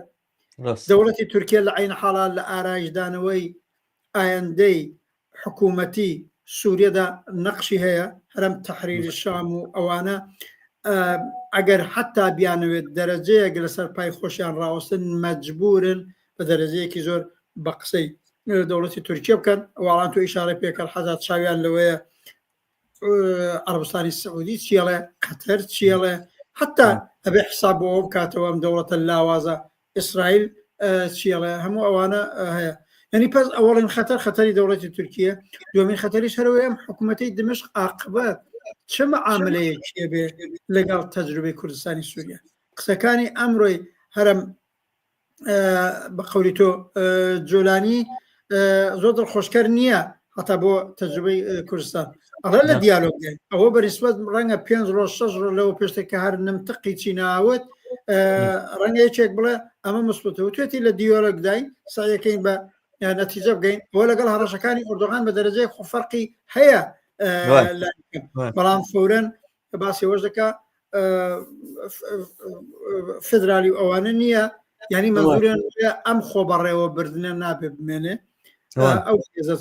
هێزە مسلحەی خودی ڕۆژاواژە بێ حل بێ بە قەولی خۆیان لە وەزارەت دفاعەکانە ئەمە ئەگەڕێتەوە من پێم وایە ئەگەر خەتەری دەوڵەتی تورکیا لاواز کرێ و بکرێتە ئەو لاوە عاقبەت تەناسب قواکە بینی تەجروبەی کوردستانی سووریا و ئەم تەحریری شاموانە وانیە تەحریری شام زۆر بتوانێت زۆر بکە لە ڕۆژاوای کوردستان ئەتوانێ نوعێک سازش و مناسبات دیاری بکرێ کە عاقبەت ئەو شەرایط و وەزیەتەی کە ئێستا لە کوردستانی سووریا دروست بووە لەگەڵ خەتەری گەورە ڕوبەڕوو نەبێت بەڵام ئەوە لە گرێوی ئەوەدایە ئایا خەتەرەکانی دەوڵەتی تورکیا حاشیە کرێتەوە بەری پێگیرێ ئەمە بەنظرم بۆیە من پێم وایە نیگەرانی گەورەیە وەلایەکی دیکەوە کێشەیەکیش کەبدێنی ئەنە کەسە و خودی ئەم حەسەدە هەیە ئەمەش کێشەیەکی واقعیە چونکی عاقبەت زۆر ڕۆشنە ئەنە کەسە هەم جەریانی بارزانی دیارە تەبیعیە لە پشتە وەلە عینە حاڵە وا دیارە جێگای پشتیوانی دەوڵەتی تورکیەشە بەشێ لە کارتی فشاری دەوڵەتی تورکیا بۆ سۆر پێگە و ئەو جەریانەی تا ئێستا خۆ بەڕێوەبری بردێت پێشێ ئەنە کەسەیە کە بەنظرم دەوڵەتی تورکیا لە کارتی ئەو ئیسفاداکە بێگومان وایە بەڵام زۆرتر بن هەستەکەم کە ئەنە کەسە بڵێن سوودێکی ئەبزاری یاخود کەرەستەیی هەیە بۆ تورکیا ئەوانە تورکیا ئەگەر مەبەستی وایە ئەنە کەسە بە ڕاستنی بناسیەوە ئەوانە کە بڵێن ئەفرینی گرتووانە ئیدا دەست ئەنە کەسە بەڵام وای نەکرد دەستوان ڕێگەی پێنەدان تەنانەت مەکتەبێکیان دەفتەرێکیشیان تاوجێ من ئاگادار بم شایە زانیاری من تاوجێ ئاگادارم ئەنە کەسە پەیوەندی هەیە لەگەڵ دەوڵەتی تورکیا پەیوەندیان هەیە بەڵام بەکاری ئەفرین مەسەلەن ئەنە کەسە وابزانم ئەفرینێکە داگیر کراوانە ئەنە کەسە حزوری هەیە وجود ئەنە کەسە نیەتی مەجموعی دەستە و تاقمی زۆر جەردە و تاڵانکار و دژی ئینسان و تەنانەت بە جۆرێک ئەوانەی کە لەناو ئۆپۆزیسیۆنی سووریان و بەحساب لەگەڵ هەیەتی تەحریری شام و زۆریش لە دژی بڵێن قەسەدن دووبارە لەگەڵ ئەو گروپانەیە کە ئەو ناوچەی ئەفرینیان گرتووە کێشەیان هەیە ئەوان باسەکەن کە جەردەن و دزن و خەریکی دزیکردن و 30,000 درەختی زەیتونیان لە ئەفرین دەرێناوە بردووانە لە تووشیا دایەناوە ینی بە ئاشکرا جەردەیەکی ئاشکراکەن ئەنە کەسە تەنانەت دەفتەرێک و نووسنگەیەکیشی لەناو ئەفرینا بۆ نەکراوەوە لەلایەن تورکیا گەر تورکیا ئەترافی پێکات و بە شتێزانێ جێگەیەکی بۆ کردەوە بەرحاڵ کاتیش بێ لەو کارتە ئیسفاداکە ئەکید ئەزانی چۆن من مەترسی گەورەتر لەوە بینم هاوڕە ڕەحمان ئەمڕۆ وێنەیەک بڵاو کراوەتەوە کەمێک پێش دەستە لە سەر فەیسبوک دووبارە بینیم و قسەیەکیش کراوە لەلایەن دوو سەرکردەی دەمپارتیەوە کە چوون لە ناو ئشارە بکەم ئەویان بڵێن زیندانیەکەی سزنی ئیمرالیان دیوە هاتوون لێدوانیان بڵاو کردوتۆ کە گوایە پرۆسەی ئاشتی دەست پێکا بە جۆرێک ئەتا پێشوازی کردووە لە سەرۆکی مەهاپە کە باشکرا فاشیست و دژە باخچەلی کە دژە ئینسانە نەکتەرها دژە کردو ئەوانە بە جۆرێکم قسانە کراوەتەوە من هەنێک وەهم و تەوەهومە بینم کە گوایە تورکیا بەهۆی ڕۆژگارێکی دیاریکراوە خود فشارێکی دیاریکراوی ئەمریکاوانەوە دێتە سەرباری ئەوەی کە ئەم مافە بۆ قەسەد بە ڕستنی بناسێت و لەگەڵ بکوێتە و توێژ و ئەوانە کە من وازانم ئەمە بڵین شتێکە زۆر سەختە شتێک لە سیاستا مستحیل نیە بەڵام زۆر زەحمەت و ئەستەمەکە ئەمە ڕووبە لەلایەکی تر ئەوەی کە تۆ هەموو پشتیوانی و هەموو سەبەتەکەی خۆت هەموو هێرکەکانی خۆت بخیتە سەبەتەی ئەمریکاوە پێ دوابێ بە پشتیوانی ئەمریکا لەوەش خراپتر بە پشتیوانی ئیسرائیل ومێدەوار بی کە لە ناو سووریا جێگایەکت بووە بێ کە زۆرێک لە ناوەندەکان وەختێک باز لە نینەکەن دانستە یان نادانستە خەریکن بەم ئاراستەیە قساکەن کە ئەنە بڵین قەسەد دەستی بۆ نابرێت لەبەرەوەی ئەمریکای لە پشتۆ و هێز هاو پەیمانەکان ئاوا و ئیترەوە خەریکن نۆفلایزۆنی بۆ دانێن و اینجا دوایکن بە کەمپەی نۆفلایزۆنی بۆ دابرێن بە جۆرێک بیر لەوە ناکەنەوە کە ئێستا دەواازەیە کراوەتەوە ئەنواع وەشکاڵ هێز هاتوونەتە مەدان دەنگ هەڵبڕین لەسەرەوەی کە ئەگەر چەکدارەکانی بڵین هەیئەی تەحریری شام پەلاماری هەندێک جێگای مەسیحیەدا دەنگ هەڵبڕین لە دژی ئەو تاوانانە لەلایەن قەسەدەوە ئەمڕۆ یاخود هاوکاریکردنی ئەو هێزانە ئەگەرچی دەنگی لاواز و زەعیفیشن لە ناو سووریا دەرەکەون کە داوای بە جۆرێک دیموکراسی مافی مرۆڤ مافی یەکسانی ژن و پیا و چوزانم ئەلمانێت سکولاریزمەکەنەوەوانە ئەوەیە کە لە ڕووی استراتیژیەوە لە ئایندەیە فرسەت ئەدا بەوەی کەوا قەسەد و ئەم ئەزمونەی کوردستان پشتیوانیەکی هەبێت لەناو کۆمەڵگەی سووریا خۆیان وە لەلایەن دەوڵەتەکانی دەوروبەریشەوە لەبری ئەوەی کە تۆ خۆت لەگەڵ هێزێکی دوژمن بە ئینسان و دڕندەی وەکو ئیسرائیلەوە بپێچی و پێت سیر نەبێت و پێت ناخۆش نەبێت کە لە جوولەیەکە لەگەڵ ئیسرائیلا ناوت بێت لە حاڵێکە کێشەی خەڵکی کوردستان وەکو کێشەی فەڵەستین وایە ئێمە هیچ شتێک لەگەڵ ئیسرائیلا کۆمان ناکاتەوە غەیری ئەم جوغرافیایە نەبێت کە هەمومان تایە ژین کە خۆراواتی ناوەڕاستە ژینا ئیسرائیل بە ڕەگ و پێستەوە ڕێک دەوڵەتی فاشستی تورکیایە بە فۆرمێکی فاشستانەتر و دژە ئینسانیتر و ئەوانەوە هەر درێژکراوەی ئەو بیر و بۆچوون ئەو ستەمەیەکە لەلایەن تورکیاوە لە دژی خەڵکی کوردستان ڕەوابینراوە ئەمە بۆ خۆی یەکێکە لەو کێشە گەورانەی کە ئەم ئەزمونە هەیەی دیارە پشتیوانیکردنمان لە خەڵکی ڕۆژاوا پشتیوانیکردنمان لەو جەماوەرە کە بە جۆرە لە جۆرەکان ئەمنیەتیان پارێزراوە لە ماوانی ڕابردووە بەدەر لەوەی کە ئەو شتانەی کە ئەوترێ لەبارەی قەسەدەوە ڕاستن یان ناڕاستن بەدەر لەوەی کە دەستکەوتێک بەدی هاتبێ یان نەهاتبێ یاخود ئەو ئەزمونە کە زۆر شت لەسەر دیموکراتیکی ڕاستە و خۆ بەشداری خەڵک لە بەڕێوەبردننی خۆی و ئەمانەیە ئەکرێ بەدەر لەوەی کە هەموو ئەو شتانێکە ئەڵێن ڕاز من یان ناڕاز من واشی دابنین هیچی ڕاست نییە بەڵام چۆن پشتیوانیمان لە خەڵکی غەزا بەواجبێک و ئەشێکی ئینسانی خۆمان نەزانی پشتیوانیکردنمان لە خەڵکی ڕۆژاوا بە خەڵکی بندەستی کوردزمانی سووریا بەشێکە لە ئەرکە ئینسانیەکانمان و هیچ ئەماو ئەگەرێک هەڵناگرێت ئەوە زۆر ڕاستە بەحاڵ ئەو خەڵکی کوردستانی سووریا لە ساڵی 2011ەوە سیستمێک و خۆبەڕێوەبەریەک و ئەو شتە مەسڵەتانێک کەوتمان حەقیانەوە پارێزن حەقیانەوە ئیدامەی بدەن و هەر دەستدرێژێک لەلایەنجا دەوڵەتی تورکیەوە بێ سبێنێ دەوڵەتی مرکزی سووریەوە بێ یا هەر هێزێکی دیکە بێ معلومە محکوما بێ لە دژیبی حتا بە تۆری وا مەسەڵەن هەر ئێستا سوورێک خەریکن ئارایش شێدنەوە شکڵی پێدەنەوە عاقبەت دەخاڵەتی ئیسرائیل ئەمریکا تورکیە بۆ ئارایشدانەوەی ئایندەی سووریە ئێمە بێ بڵین محکومە لێگەڕان عاقبەت ئەم ئەوزاعە هاتوۆتە پێشێ هێسای سیاسی لە کۆنەپەرست تا نیوە کۆنەپەرست تا ئێمە ئومێدەوارین هێزێکی ئازادی خوازیش بێتە مەدان بابزانین ئارایشی سیاسی و کۆمەلگای چۆنە بێ ئەوە لەو بابەتەوە ڕۆشنە منیش پێم وا بێ تاوجێگایی بە جریانەتی خۆبەڕێوەبەری کوردستانی سووریا بێ ئەلان لە وەزەتێکی واقعیان خۆ بەدەست ئەوان نییە لە 2016ەوە ئەمریکاش لەوێ حزوری هەیە و زایرەن ئیدعای دۆستایەتی لەگەڵ کردوون و لە شەڕ لەگەڵ داعیشە هاوقەدەمیانە ئەمە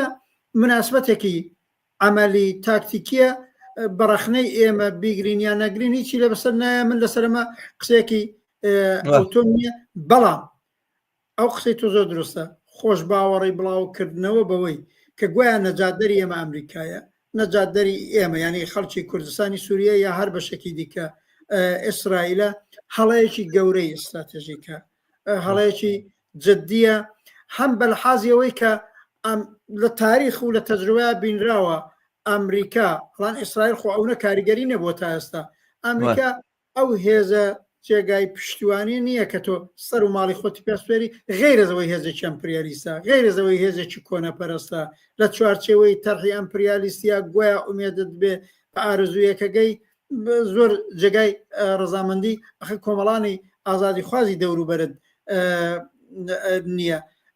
مەگەر هەرام ئەمریکایانە بۆ زمانێک لە ساڵی 75 باعیسی گەورەترین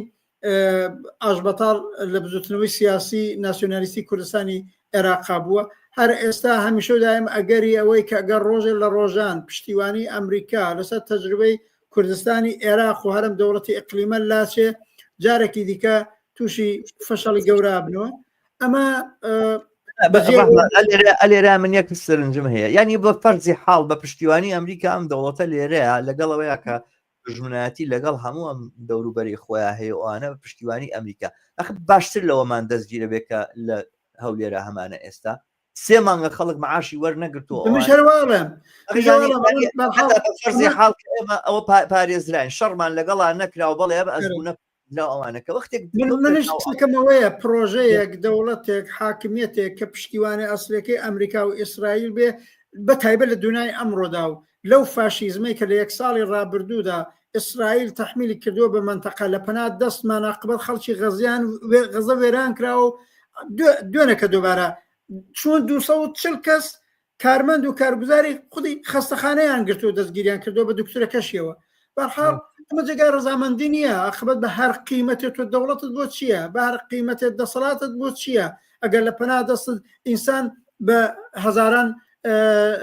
لە بین بچن منش پێم وابێ ئەوەی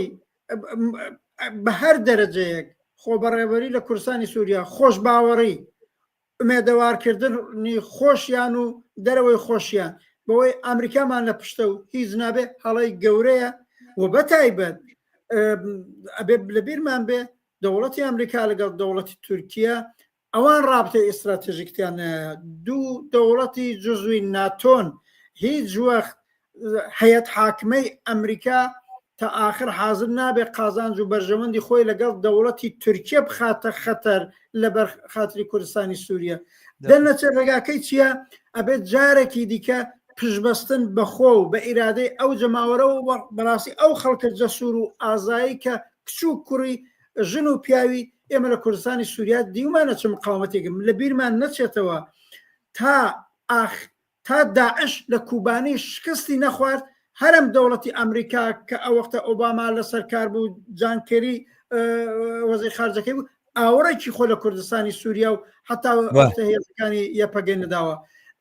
بە ڕۆشنی خۆم وەک فاکت لە بیرمە دووسێ ڕۆژی آخر کە هەر ئان باسی ئەوە بووان کوبانی ئەکەوێ یا ناکەوێت داعش سەرەکەوێ و ئەیگرێ و لە ڕۆژەکانی آخرە جانکەری وتی کار تەواوە خەریکە داعش ئەوێنش ئەگرێ بەڵام بەرعەکسی تەسەوری ئەوان ئەم قارەمانانە لەوێنە مبارزەیان کرد داعشیان شکستدا جاوەختە داعش لە کوبانی شکستی خوارد ئەم جارە ئەمریکا بەپێی سیاسەتی هەمیژەکی خۆی ئاوڕی لێدانەوە چ دوایی کوتی با کۆمەکتان بکەین با تیارتان بکەین بە لە منە پرسی ئەگەر تاکتیکی واردی رابطەیەک بوو بێتن و بۆ خۆ بەهێزکردنیان جێگای ئیرادێکی ئاساسی ناکرێت هێزی چەکدار نییە لە دوای شەڕی جیهانی دووەمەوە هێزی چەکدار نییە لە دنیاە بە شەرتێک پەیوەندی نەبوو بێ لەگەڵ دەوڵەتێکە بەڵام بە شەرتێک قەید و شەرتێک لە قبول نەکردبێتن بە شەرتێک کە خۆت ئستراتێژیکەن بەوان وەسڵ نەکردبێت دەنەچە بنەزەم خۆش باوەڕی بڵاوکردنەوە بەرابەر بە ئەمریکا و ئیسرائیل لە موردی ئیسرائیلۆ بە تایبەتەوە بڵێم بەڕاستی ئەوەی ئیسرائیل ئەلان ئدعاکە کە ئێمە لەگەڵ کوردەکانین و لەگەڵ کوردستانی سووریان هیچ قازانجێکی بۆ کوردستانی سووریان یا چونکی بە ئەمەری جەوڵەندێکی بۆ نەکردونەوە هیچ بەلحاظی تەبلیغات دەوڵەتێکی فاشیستی ئاوا بە قازانجی کوردستانی سووریا قسە بکە لەبەر چاو ملیاردها ئینسان ئەو تەجروبە مثبەتە کۆمەڵانێک خەڵک هەن لە دنیادا کە ئەبێت جێگای ئەبێ پشتیوانی لێ بکەن ئەوان لە دوورەکەوێتەوەڵن وەختە بینین غەزەب ئاوای لێ بەسەراتووە قەزەی فەلەستینیش بە قەولی تۆ شەبیه قەزەی کورد و تازە زۆر قوڵتر و زۆر خوێناویتر و زۆر جێکەوتوتر لە ئەفکاری عمومی دنیاشدا دەرنەچە هیچ قازانجی یعنی هاوسوی دەوڵەتی فاشیستی ئیسرائیل هیچ قازانجی بۆ هیچ کەس وا جملە بۆ کوردستانی سووریە نی. دقیقاً وایە. هاوڕەحمان ئەمێ بچمە سەر باسی سێەم لەسەر لێکەوتەکانی ئەم ڕووداوانەی کە لە سووریا ڕوویاندا بە تایبەتیەوەی کە لە ئێرانە پێشبینی چێکرێ بەڵام بەر کۆمنتێکی ڕزگار ئەوڕەحمان هاتووە ڕزگار ئەوڕەحمان ئەڵێ زۆرێک لە وڵاتان و ناوچەکانی ڕۆژهەڵاتی ناوەڕاست جێگای چێشمەکێش و بەرامبەرچی زلهێزەکانی دنیا و مەنتیقەیە هێز و ڕەوتە ئیسلامیەکان و ناسیۆنالیزم و ئیسلامیزم پێشوەخت خۆیان ڕێگە خەن چەکدارەکەن ڕەوتەکانی چەپ و ئازادیخواز و کۆمونیزم بۆ بیر لە پێکەنانی دەستەی چەکدار ناکەنەوە بۆ دەخاڵکردنی پێشوەختە لە هەر بارودۆخێکدا کەوا واریدە ڕوو بدات. بوونی هێز و دەستەی چەکدار هەم بۆ دیفاع لە خەڵک و هەم بۆ بەرەنگاربوونەوەی هێزە کۆنەپەرستەکانی ناو کۆمەلگا بۆ نێهێشتنیان بەدەستڕاگرتن بە دەسەڵات و بەڕێوەبردنی کۆمەلگا نەک پێمە بێ ناگات یا ئەگات دەسەڵات و بەڕێوەبردنی کۆمەلگا ئەگات تەواو نییە بەڵام بەرحاڵ پێما بێ ئەوە مەبەستێتی کۆمنتەکە گەورەیە لێرە لەسەر شاشدایە بەڵام خوێنمانەوە پێکەوەزانی ئەڵێ چی و پێشم وایە ئەمە لە ڕابطە لە پەیوەند لەگەڵ دۆخی ئێرانە ئەکرێ وەڵام بدرێتەوە. ئەوەی کە من و تۆ توانین قسەی لە سەر بکەینەوەوانە ئەوە نییە کە لە سووریا کۆمیسەکان چۆن خۆیان چەکدارانە ئامادە بکەن فرسەتیەوە هەر نەماوە بەڵام ئەگەر شتێکی لەم بابەتە من لە بابەتەوە ئەمە توانین قسەیەکی گشتی بکەین هەم لە رابطە لەگەڵ تەجروبەی مەسەن بۆ ڕووداوەکانی ئێران و کوردستانی ئێران ئەتوانین قسەی تا بکەین. من لەسەری قسە بکەم ئەگەر فەرموو. ئەوەڵەن بەگشتی ئەو قسەی ئەو سڵام هەیە بۆ دۆستەمان بەگشتی ئەو قسە دروستە لە ڕۆژهەڵاتی ناوەڕاستێک کە علاوە بەرەوەی خەباتی جەماوەری ئەو جۆرەی کە مەسەڵەن لەم ساڵانەدا لە ئێران لە کوردستانی ئێران دیمانە خەباتی جەماوەری مزاهرە ئێزرابات ئەمانە هەیە و زۆر زۆریش پێویستە و ئێمە بە تەوری واقعی لە ڕۆژهەڵاتی ناوەڕاستێک چاکە لە عینە حاڵە قدرەتی چەک هێزی چەکیش عاقبەت کاریگەری هەیە لەسەر ڕووداوە سیاسیەکان عینەن هێزی چەک و کۆمۆنیستیش بێ کاریگەری بێ دەبێ لە فکری ئەوەدا ببێ و بەش بە حاڵی خۆمان ئێمە وەک فکر لە فکریدا بووین بۆ تەجروبەی خۆمان ئەوڵێنێ مەسەلەن حتمما هاوڕێ ڕزگارە بێ ئاگادار بێ یەکێ وەک من کە لە دوای شۆڕشی هەفتاونەوەی ئێرانیەوە جزوی هێزی پێشمەرگەی کۆمەڵە بووم دە 12 ساڵەوە کارمان کردووە ئەینەن بە تەجروبە وامان کردووە ئەو وەختە کۆمۆنیستەکان لە کوردستانی ئێران خۆیان چەکدار کرد و کارە باشیان کرد بۆیە بوون بە هێزێکی کاریگەری سیاسیش لە سەحنەکەدا و حتا خەباتە جەماوەرەکەشیان پێ بە قووەتە کردووانە. ئێستاش لە سووریە بگرە لە عێراق بگرە پێش ڕووداوەکان مەسەڵەن هەرە شتەی هاوڕەشەماڵ جاڵان باسیکە ئەگەر مەسەلەن هێزێکی چەپ و ئازادی خوازی سووریە بواە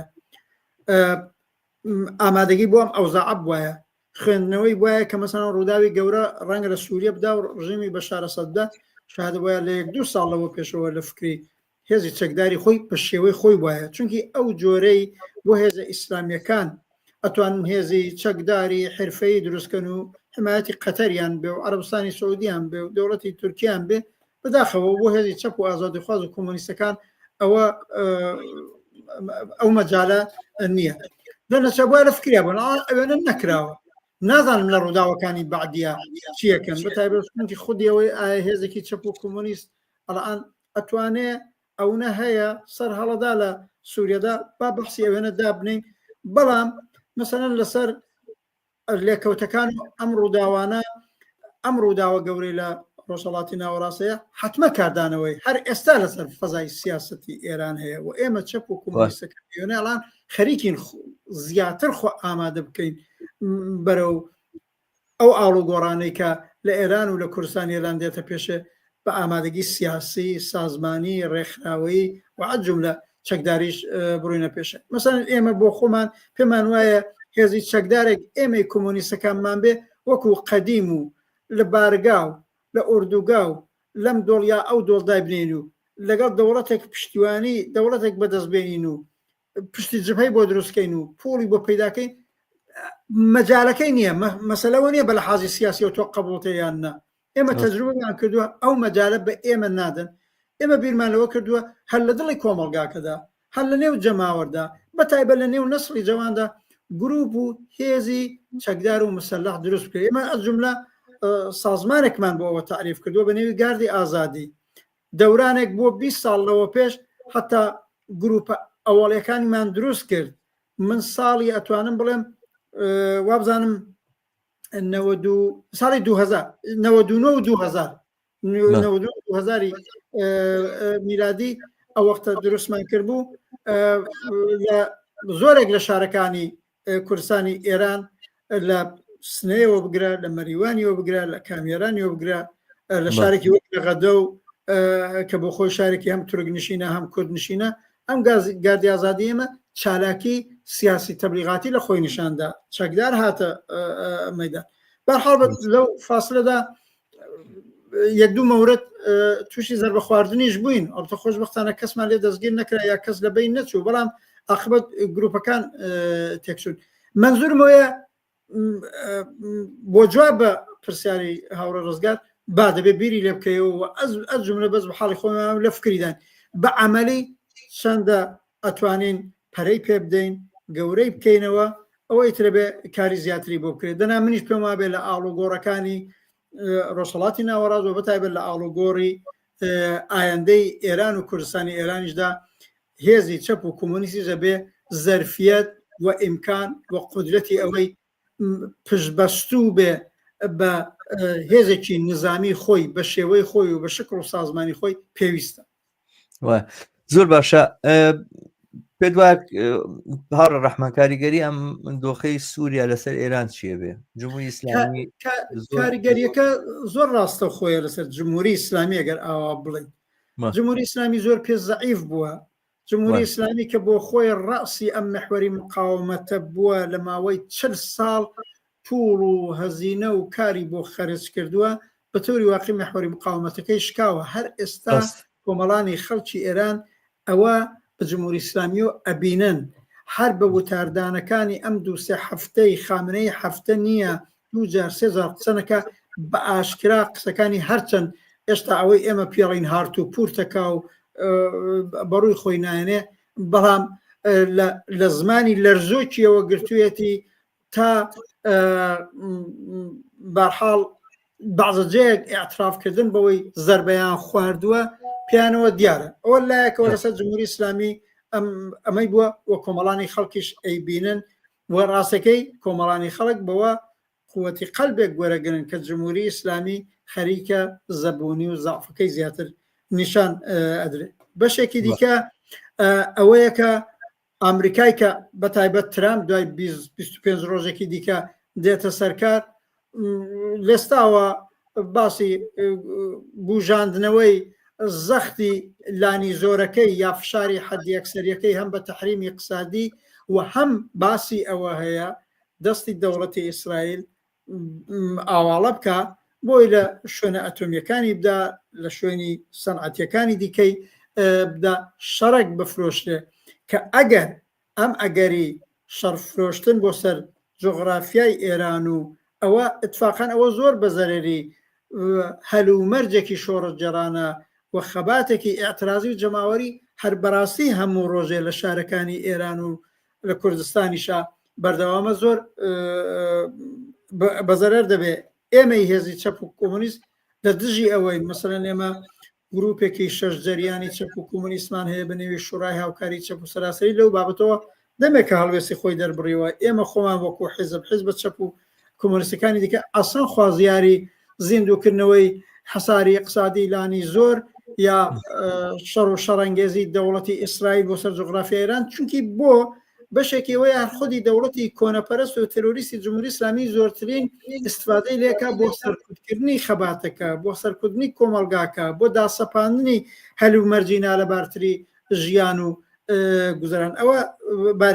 بارێکی دیکە یعنی ئەم ئەگەرە بارێکی دیکە و تەسیرێکی دیکە ئەوەیە جمهوری ئیسلامی مەجبور بکەن چێتە پای سازان لەگەڵیان ئەوەش ئەگەرێکە احتمالیشی هەیە نیشانەکانیشی دەبینرێ دەوڵەتی ترامپ واردی معاملەیەک لەگەڵ جمهوری ئیسلامی بە سازانێ بکەن سازانەکە جمهوری ئیسلامی مەجبور بە عقبنشینی بێ ئەگەر لەم ڕەوتی ڕووداوەدا کە بەدەست ئێمە نییە ئەوان دەخاڵت دەکەن ئەمریکاش دەخاڵت دەکات ئیسرائیل دەخات جمهوری ئیسلامی مەجبور بە سازان بێ سەردانەواندن بێ ئەوەی ئەوان پێی دەڵن کۆنترۆ ڕامکردنی بێ ئەم ڕەوتە ڕووبدا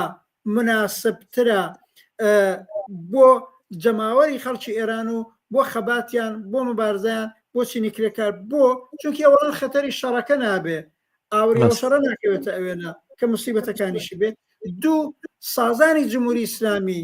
ئەوی لەسەری زەعف و لاوازبوونەوە زەعف و لاوازەکەی زیاتر دەرەخە ئاعتماد بە نەفسێکی زیاتر بە خەباتی کرێکاری خەباتی جەماوەری و ئێمە چاوەڕوانی واکەین خرۆشانێکی دیکە بێتەوە مەدان ئەم جار بێتەوە مەدان زۆر پانوبەرینترە بێ زۆر جەماوەریترە بێ زۆر ڕێکخراوتر و سازماندراوترە بێ و ئەگەری ئەوەی کە ئیتر بەدەستی توانای چینی کرێکار و خەڵکی زەحمەت کێش و بەرەی ئازادی خواز و ژنان و ئەوەی لە خرۆشانی ژینەدا دیمان جمهوری ئیسلامی بەرەو سەرنگونی بڕوا ئەم ئەگەرانە هەیە دەنەچە بە نەزەرم لێکەوتەی هەیە لەسەر ئەوزاوە هەرتا ئێستا بوویەتی هەرتا ئێستا ئەم 2 بووە بە ڕۆشنی ئەبینرێ لەم 2 هەفتەدا جمهوری ئیسلامی لە بەعزە شتێکتا کۆنتترۆلی لەدەزاوت با پێتان بڵێم 3 هەفتە لەوە پێش لایحەیەکیان هێنا بەنێوی لایحەی حجاب و ئەفاف ئەویشەوەیە قاونێکی تون و تیش سیستمەکە وەکەوەی تاالبان لێ بکەن لە دژی ژنان بەرگرتنی بەحجە بۆیان نەکرا بۆیان نەچوە پێشێ ئەلان خۆیان وتویانە هەڵمان واسیوە یا ئێمە پێڵین معلقکردن تازە قەت ناتوان بچنەوە سەری ئەمە لایەکی دیکەوە قسەیەکەوە بوو لە پەسامانە فیلتەریانە کرد هەموو شەبەکەی ئیجتماعی مەجبور بوون ئەگە سمبولێکیش بووە لە 2 مەوردە پاشەکشە بکەن بۆیان ناکرێت جەماوەریان ناکە بە ئاشکرا لە شارەکانی لە تاران کچان و ژنانی گەنج خۆشدەنگ ئەچن کۆنسەرت دانن دەماوەریتیانە بەڵام هەموو سیستمەکە رازنەوە بە لباسی مۆدرنی ئەمڕۆیی کە چۆن ژنێک گۆرانی وێژێک لە ئەوروپا لە سوئێد بەرگزارەکەن و جمهوری ئیسلامی لە 48 ساعت زیاتر ناتوانێت ڕایان بگرێت جاران ئەوانە لەوانە بۆ حکمی ئەدامیان لەسەر بدەن بەعزە زندانیەکیان مەرەخەسیان پێداون کە 6 مانگ لەوە پێش ئەو کارانیان نەدەکرد دەن نەتیجە لە ئین حاڵە فەرجێکی اقتصادی گەورەش ڕووی تێکردووە زۆر بەشیکۆ ئەمڕۆکە هەر ئەمڕۆ بازاری تاران کە سنەتەن جێگان نفوزی ئایەتوڵڵاکان و مەلاکان و ئاخوند بوون لە ئینقلابی مەشروتیەتەوە پێڵن لە 4 ساڵ لەهۆ پێشەوە تا ئێستا بە جەماوەری ئەمڕۆ هاتنە دەرەوە خرۆشاون لە دژی ئەوەی ئێمە پێڵێن تەوەڕم گرانی نرخی دۆلار نزیک بۆتەوە لە 8,000 تمەن یعنی دۆلارێک 8,000 تمەنی ئێرانی ئیتر پولی ئێران بێ ئەرزش بووە تۆ بچی کیلۆیە گۆشت بکڕیە بێ ساکێک پڕکەی لە پۆڵتا بچی کیلۆیە گۆشت بکڕی دەرنەتیجە تا ئێستاش کاردانەوەی بووە لە نێو خودی دەمو دەستگای نظامی و سەرکوتگەریە خەریکە لێکترازان دروستە بێ واسهێنان دروستە بێ ئەمانە نیشانەهایەکە کە بە نظرم بەتایبەت ئەم نەخشە کۆنە پەرستانەیە کە ئەمریکا ئیسرائیلیان هەیە کولەن ڕواڵەتی خاوەرمیان ناگۆڕن ڕواڵەتی خاوەرمیانە لە نەزەر ئەوانە وەختێ بە سەرنجامی نەهایی ئەگا کە توانی بێتیان نەقشەی خۆیان لەسەر ئێرانیش بەڕێوە برنجا و نەقشەیە چۆنی لێدێ جمهوری ئیسلامی دەستەمەوەکەن و ئەوە یا ڕژیم چەندێکە بن بەڕێوە ئەوە ئیترەوە بێ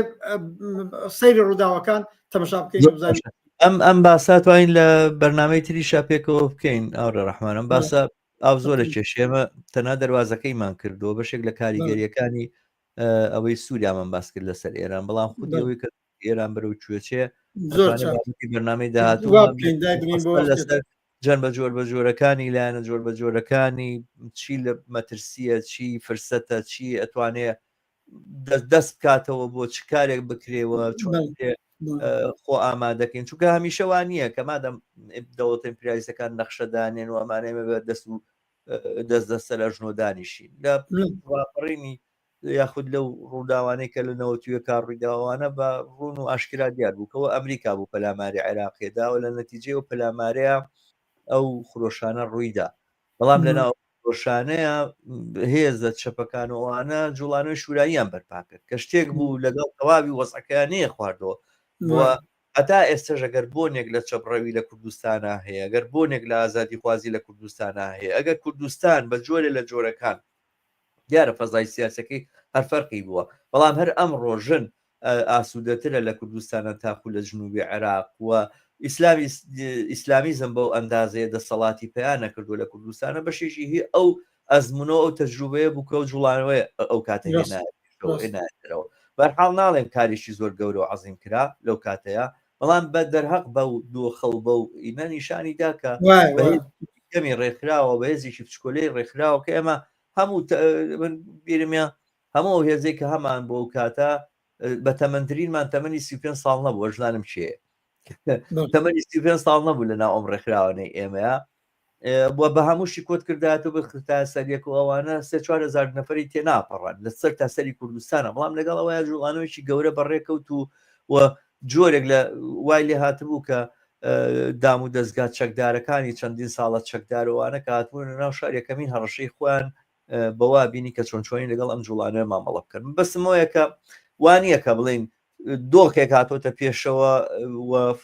وەزعێکێتە پێشەوە ممکنە وەزعێکی کۆنە پەرستانە بێ ئەمە بەو معنایە بێ کە چەپ و کۆمونیستەکان دەستەوەستان دانیشن وەکو چۆنیان توانی لە سووریا پێشتر خۆیان ئامادەکەن و لەم دۆخەیە ئێستا باشترین سوود وەربگریا سوودێکی زۆرتر وەربگرن لەوەی کە تەنها خۆ پیشاندانێ بکەن ئەکرێت لە ئێرانیشە لە داهاتووە بەو ڕابردووە کە چەپ و کۆمونیزم هەیەی سەرباری ئەوەی کە نەخشەکە نەخشێکی ئیمپریالیستیانەیە هێزەک دەرگیرە سەرەکیەکان و ئەوانەیەکیانەوێ ڕووداوەکان بنەخشێنن هێزی ئیمپریالیستی سەرمایهداری بەڵام ئەم بەو معنایە نییە کە نەفی ڕۆڵی سەرخۆ و کاریگەری ئازادی خوازان و کۆمونیستەکان بکاتەوە بەرحاڵ ئەم باسانە هەڵگرین بۆ بەرنامەی تر دووبارە زۆر سپاس دەکەم مادوم کردی و بەرنامەکەشمان لە سەعات سپاس دەکەم و فەقە منی یەک دقاوەی ئیجازە بکەن لەسەر لێکەوتە ناوچەیەکانی تۆ لە مشارەزاتری حتمما بینەر و بیسەریشمان بیستێنە لێکەوتێ لەسەر خودی عێراق بوو ئەم ڕووداوانەی سووریە و ئێوە بۆ خۆشتان باسکەن و هەر ئەوەی ئەڵانیش لە یەمەن و حوسیەکان و شەڕ و بۆمبارانی دەوڵەتی ئیسرائیل ئەوەش جزوی ئێشتاکوونێ درێژەی ئەم هەلومەرجی یەک ساڵە و لێکەوتەی دوای سووریا ئەمانەش دەبێت لە بەرچاو بگرین و نەهایەتەن زۆر چاکە لە فرسەتە ترا لەسەر ڕووداوەکان لە ئێرانە قسە بکەین اتفاقاً منی پێم وابێ بێ هێزی چەپ و کۆمونیست لە هەر هەلومەرجەکە دەستەوەستان نەوێستێ ابتکارێک بەخەرج بدا کارێک بکە و هەر جملە بەشێکی ئێرانە ڕووداوەکان لە ئێران تەحولات لە ئێران اتفاقاً ئەگەر بەرەی ئازادی خواست چینی کرێکار ئێمە هێزی چەپ و کۆمونیست بتوانین کاریگەربین ڕوتی ڕووداوەکانی ئێران ئەتوانێت کولی ئەم ئەوزاعە لە خاوەرمیانش بەڕاستی بگۆڕێ ئەوە دابندین بۆ وەختێکی دیکە زۆر باشە زۆر سپاس بۆ ئەو کاتی تەرخان کرد بۆ بەرنامەکە هاورە ڕەحمان منیش زۆر سپاس دەکەم زۆر سپاس بۆ بینەر و بیسەریشمان زۆر سپاس هاوڕیانێک کە ئەم بەرنامەیە ئەبینن لە یەخوانەوە کۆمەک بکەن لینکی بەرنامەکە شێر بکەن و ئەگەر تا سەرەتان کردووە کەناڵی هیوا لەسەر یوتیوب سەبسکرایب بکەن تا یەکتر دیتنەوەی شتر وە بەرنامەیەکی تر لە ڕێگەی کەناڵی هیواوە هەموو ئێوەی ئازیز بە شادی و کامرانی ئێستێرە شەوتان و ڕۆژتان شاد لە هەر شوێک